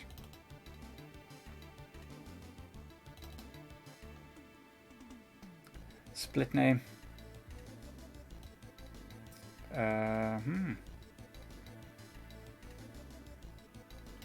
Split name. Splits. Yeah, absolutely. Absolutely. Now, splits a component of path name into a buffer. So, next piece of a name from given file name. Okay, so. Okay, so you know that splits them all up into kind of like an array almost. Path part, I've used it before. Path part. Function returns a pointer to the character after the next to last component.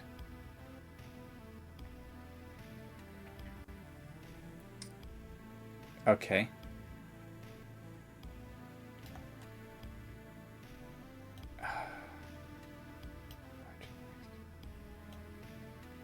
Okay, so it actually, sorry, yeah. File part. Yeah, it's funny. Path part. Well, I guess, yeah, you can just engineer it from that.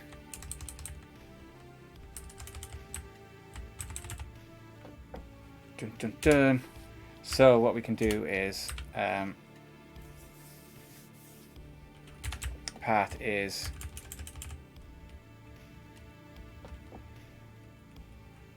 let's see, do it old school.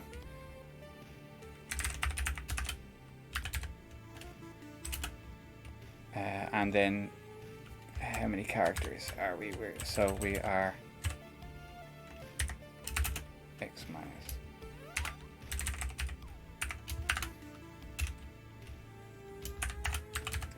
Now, so that's our two addresses. Set position x just a null character. Yeah. No, that's a fair point. Yeah, you could do that and split it out. I've used this before. I'm just a little bit rusty, so I'm just going to see if I definitely have this now. Tools, HTTP backup. There you go. On path workbench tools. Okay. Yeah. No, that's a simple way of doing it. So yeah, so it gives you the last bit of it, and so all we're doing here is we're saying the number of characters involved is the address that our result is from, and minus the start of the variable. So it's just the number of bytes that are in between the two. If you want to put a let's have a look at that. You can also put in the null character, like you say. I have a strange feeling that Blitz won't really like that, because it keeps its own separate record of exactly, and +1 you'll include the trailing slash. I'm just a little bit worried that Blitz keeps its own separate record of the lengths of strings and stuff like that. So it's in C, isn't it, the 4 bytes beforehand? You have to update them as well. We'll try it. Let's try it. But we can do a peak string, and that will fix that anyway. So if we've got that, so we poke. So we just put a 0 in position X, and so a 0 is the sign for the end of a string. Like I was saying earlier. So so what that should do is that should truncate results. What I'm going to do now is I'm going to do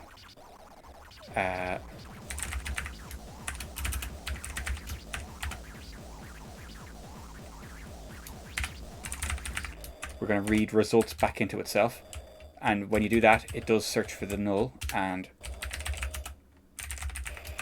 so let's just see if that works. It's an interesting one, because it has a lot of kind of the features of C, and there's quite a bit of assembly, and it takes a lot of stuff from a lot of places. Okay, so the first one didn't work, you see. So just poking the 0 in doesn't work until you refresh the variable. And that's the same issue we saw earlier with the path not being updated with the results. So what you have to do is you just have to bear in mind that there's the Blitz string buffer is slightly different to the actual data, and it has to be refreshed. There you go. It's just one of those things. But anyways, we've got some cool path manipulation stuff there. What else is there? Oh, let me see. Did we cover actually reading and writing files? Actually doing that? Because I don't think we did before. So files are files you can just read and write fairly easily. So if we load a file, let's see results. We'll comment out all this stuff.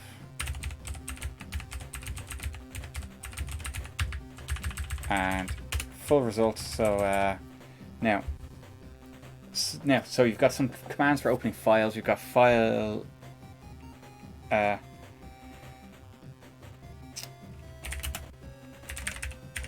Read file is a function. They're all read files. And we have to give it an object number again. We just give it 0 if we're just having the 1.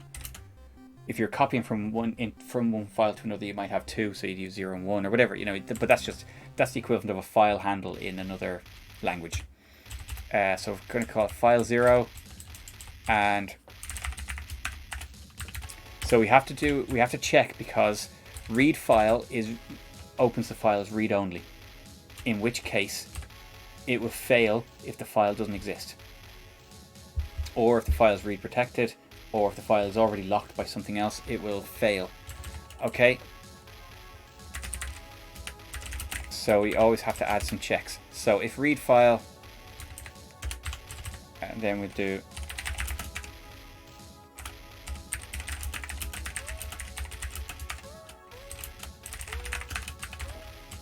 okay. So we've got our error message in there. So if we can read the file, the first thing we have to remember is we always have to close the file. So I always add that in first at the end of my read file routine. We close the file again, because if it's left open and your program finishes, it'll stay open forever. And it's a file lock. So, it might mean that you can't open it with another program. With read files, less of a big deal, but write file lets you open a file, and if it doesn't exist, it will create the file. It'll create an empty file, but you can still read from the file. What'll happen is it'll be an empty file, so it'll overwrite a file that already exists there, and the file will be empty. So you have to be careful with that one. Open file does both, so that will create a file if it doesn't exist, but if it does exist, it doesn't overwrite it. It opens the file for reading as it is, but if you start writing to it, it overwrites the content. So the three different ways of opening a file. So we're going to put, for the simplest stuff, read file there. That will do. Now, so far, we have been basically, when we do our endprints and stuff like that, they all go to the shell, which is the default output stream. So we've got, in Amiga terms and in a lot of other OSs, you've got different streams, different data streams, and you've got, so on the Amiga you've got an input stream, an output stream, an error stream, and there are other streams. But basically, the output by default goes to the console, but what we can do is we can do file output, and we tell it file output 0, and now our output is redirected to the file. So when we endprint something, or when we print something, it won't go to the console anymore, it goes to the file.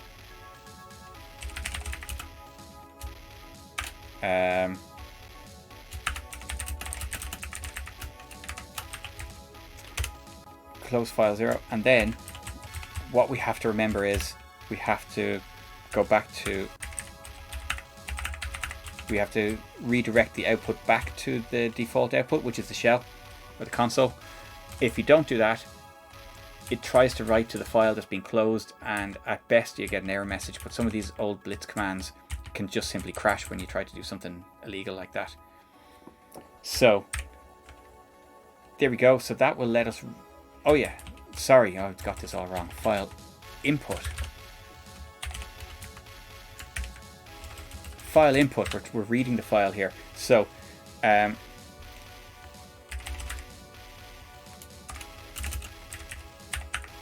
so what we'll do is we'll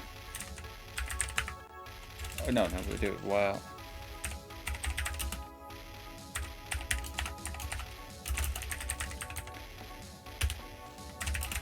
we'll do a while loop here to read the file.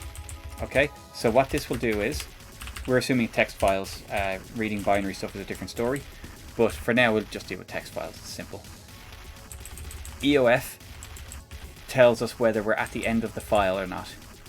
So while EOF of the file number, that's, we're dealing with file 0 here, while that's false, it will keep repeating. So let's say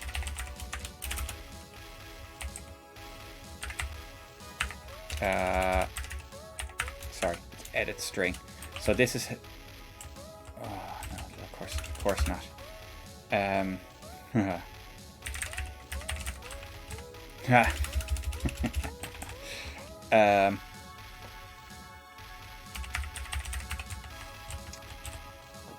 we'll give it 128 characters, let's say. So it'll read in up to 128 characters, and then we can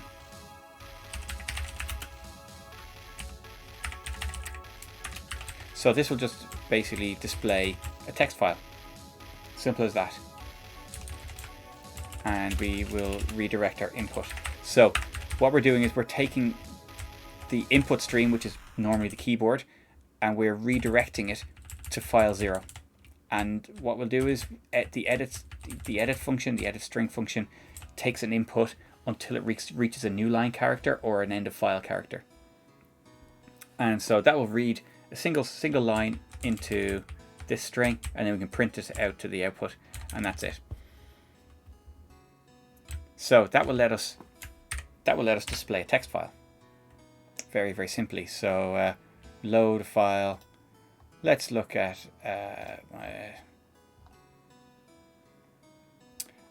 whatever, and there we go. It just displays the contents of the text file.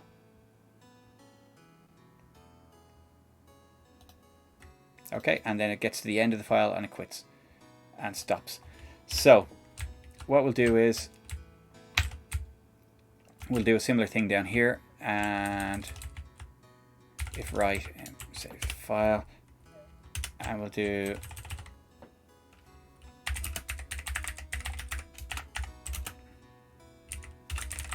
now. This is where it gets dangerous because we're actually going to write to files.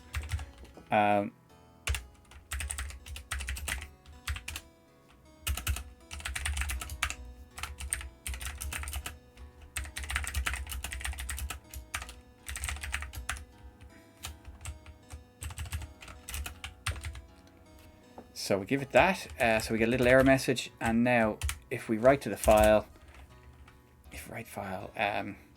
we do a similar thing. So we have to close the file because we'll have it open,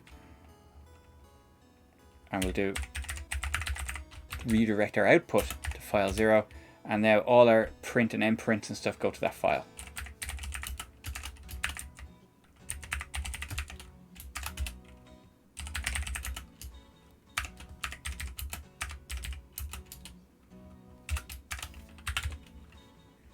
Okay, just print a couple of lines to the file, and we will give that a go. Now let's try and save a file. So we'll make it safe. Go to RAM disk.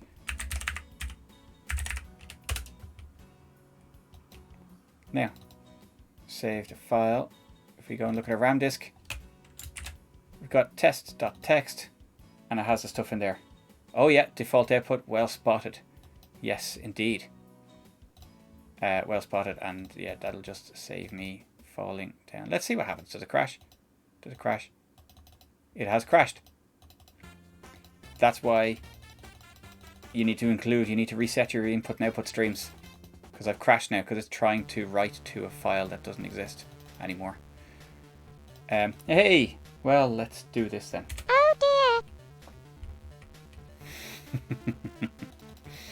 Yes, indeed. Oh well, okay. It was kind of self-inflicted there. Fine. Now, here's a little thing to see. If you've got a program that's running and you can't get out of it, the debugger won't let you out of it. You'll see that Blitz tells you program is running, only save navigation. You can still save your file here, and you can do an emergency stop, which is this. You know, by if you try to type or enter a line or try to quit or anything, it would give you, should we do a panic program kill? Okay. That has killed the program. The remnants of it are still there. Which is, okay. Oh no, it actually did give us an error. Now that would have been a crash. Oh, I'm after pulling it from under the debugger now. Oh. So no, the debugger did catch that and said invalid output file. If the debugger wasn't running, that would have been a crash, like crash. But now that I've pulled the rug from under it and I've stopped the executable, I've hard killed it. This is the debugger's crashed. Okay, it's all part of the same crash. But anyways, now, okay, so at least what you can do an emergency where that gives you back control of Blitz, so you can save your code and restart it. In some cases, you can even just carry on doing this, and wow, not only, but yeah, absolutely, but you can't see this, but you can see my Windows pointer now, because what's happened here is it's actually crashed WinUIE. Oh, excellent! That's worth another crash because it just crashed the emulator as well. Anyways, yeah, I've just got a crash dump from WinUIE. So let's kill all of that.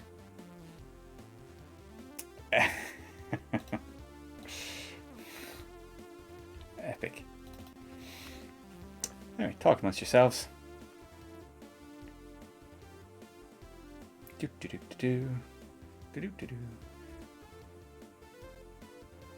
yeah, so a crash like that can either crash your program, or quite often what happens is the file doesn't exist anymore, and you overwrite RAM that belongs to something else, or you overwrite the RAM at 0, which is an instant, immediate like lobotomy for the OS. It absolutely trashes the whole system, brings down the whole machine, which is badness. But anyways, yes, there we go. It is back up and running. So, but yes, well spotted.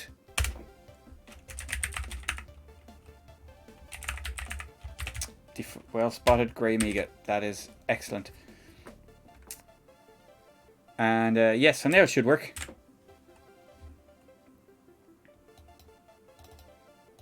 Let's see what happens. So go to save a file.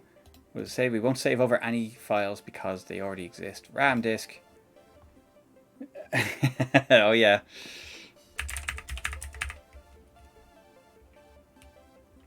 Yeah, absolutely. It's absolute core stuff for the OS. So so we can see in here we've got our text file. There it is. And now we can load a file. It's already selected that file. Let's load that file in C, and we can read it straight in. And yeah, so there we go, reading and writing files with requesters. Now if we go to save again, we can't double click it, but we get our overwrite, continue or cancel, and we can cancel that and say nope. There we go. Yeah, it also overwrites the pointer to exec as well, doesn't it? Which is at address 4. So if you write more than 4 bytes, you move the kernel effectively, which is also bad news. Yeah, it's all badness. But yeah, there's no way back from that. And yeah, it's I suppose one of the luxuries of modern systems, you know, having infinite RAM, and yeah, you overwrite basically the entire thing, you know.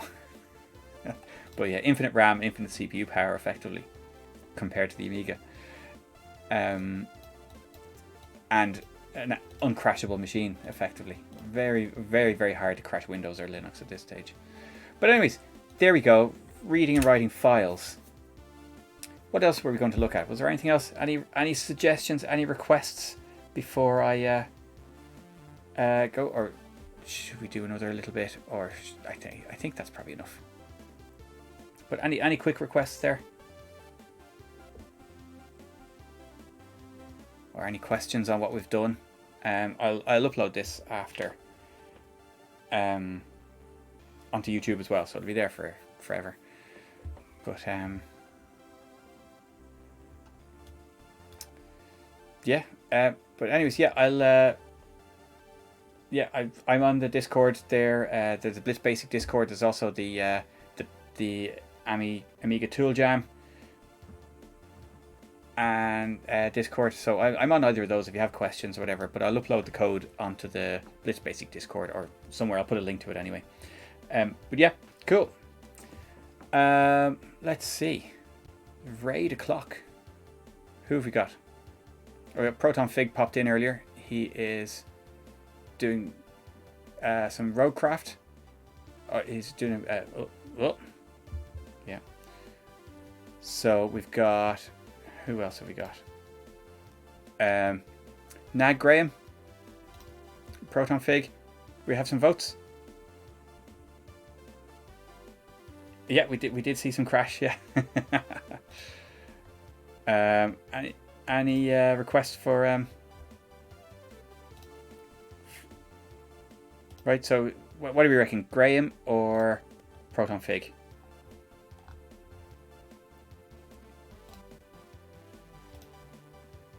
Yeah, let's go for Proton Fig, yeah, especially since he called in here earlier. So let's give him a raid. Cool. Okay. Let's go. And cool. All right. Well, listen, thank you very much, everyone, for dropping in. Really appreciate it. And like I said, if you have any questions, you can find me on those Discords. And okay, yeah. Good night.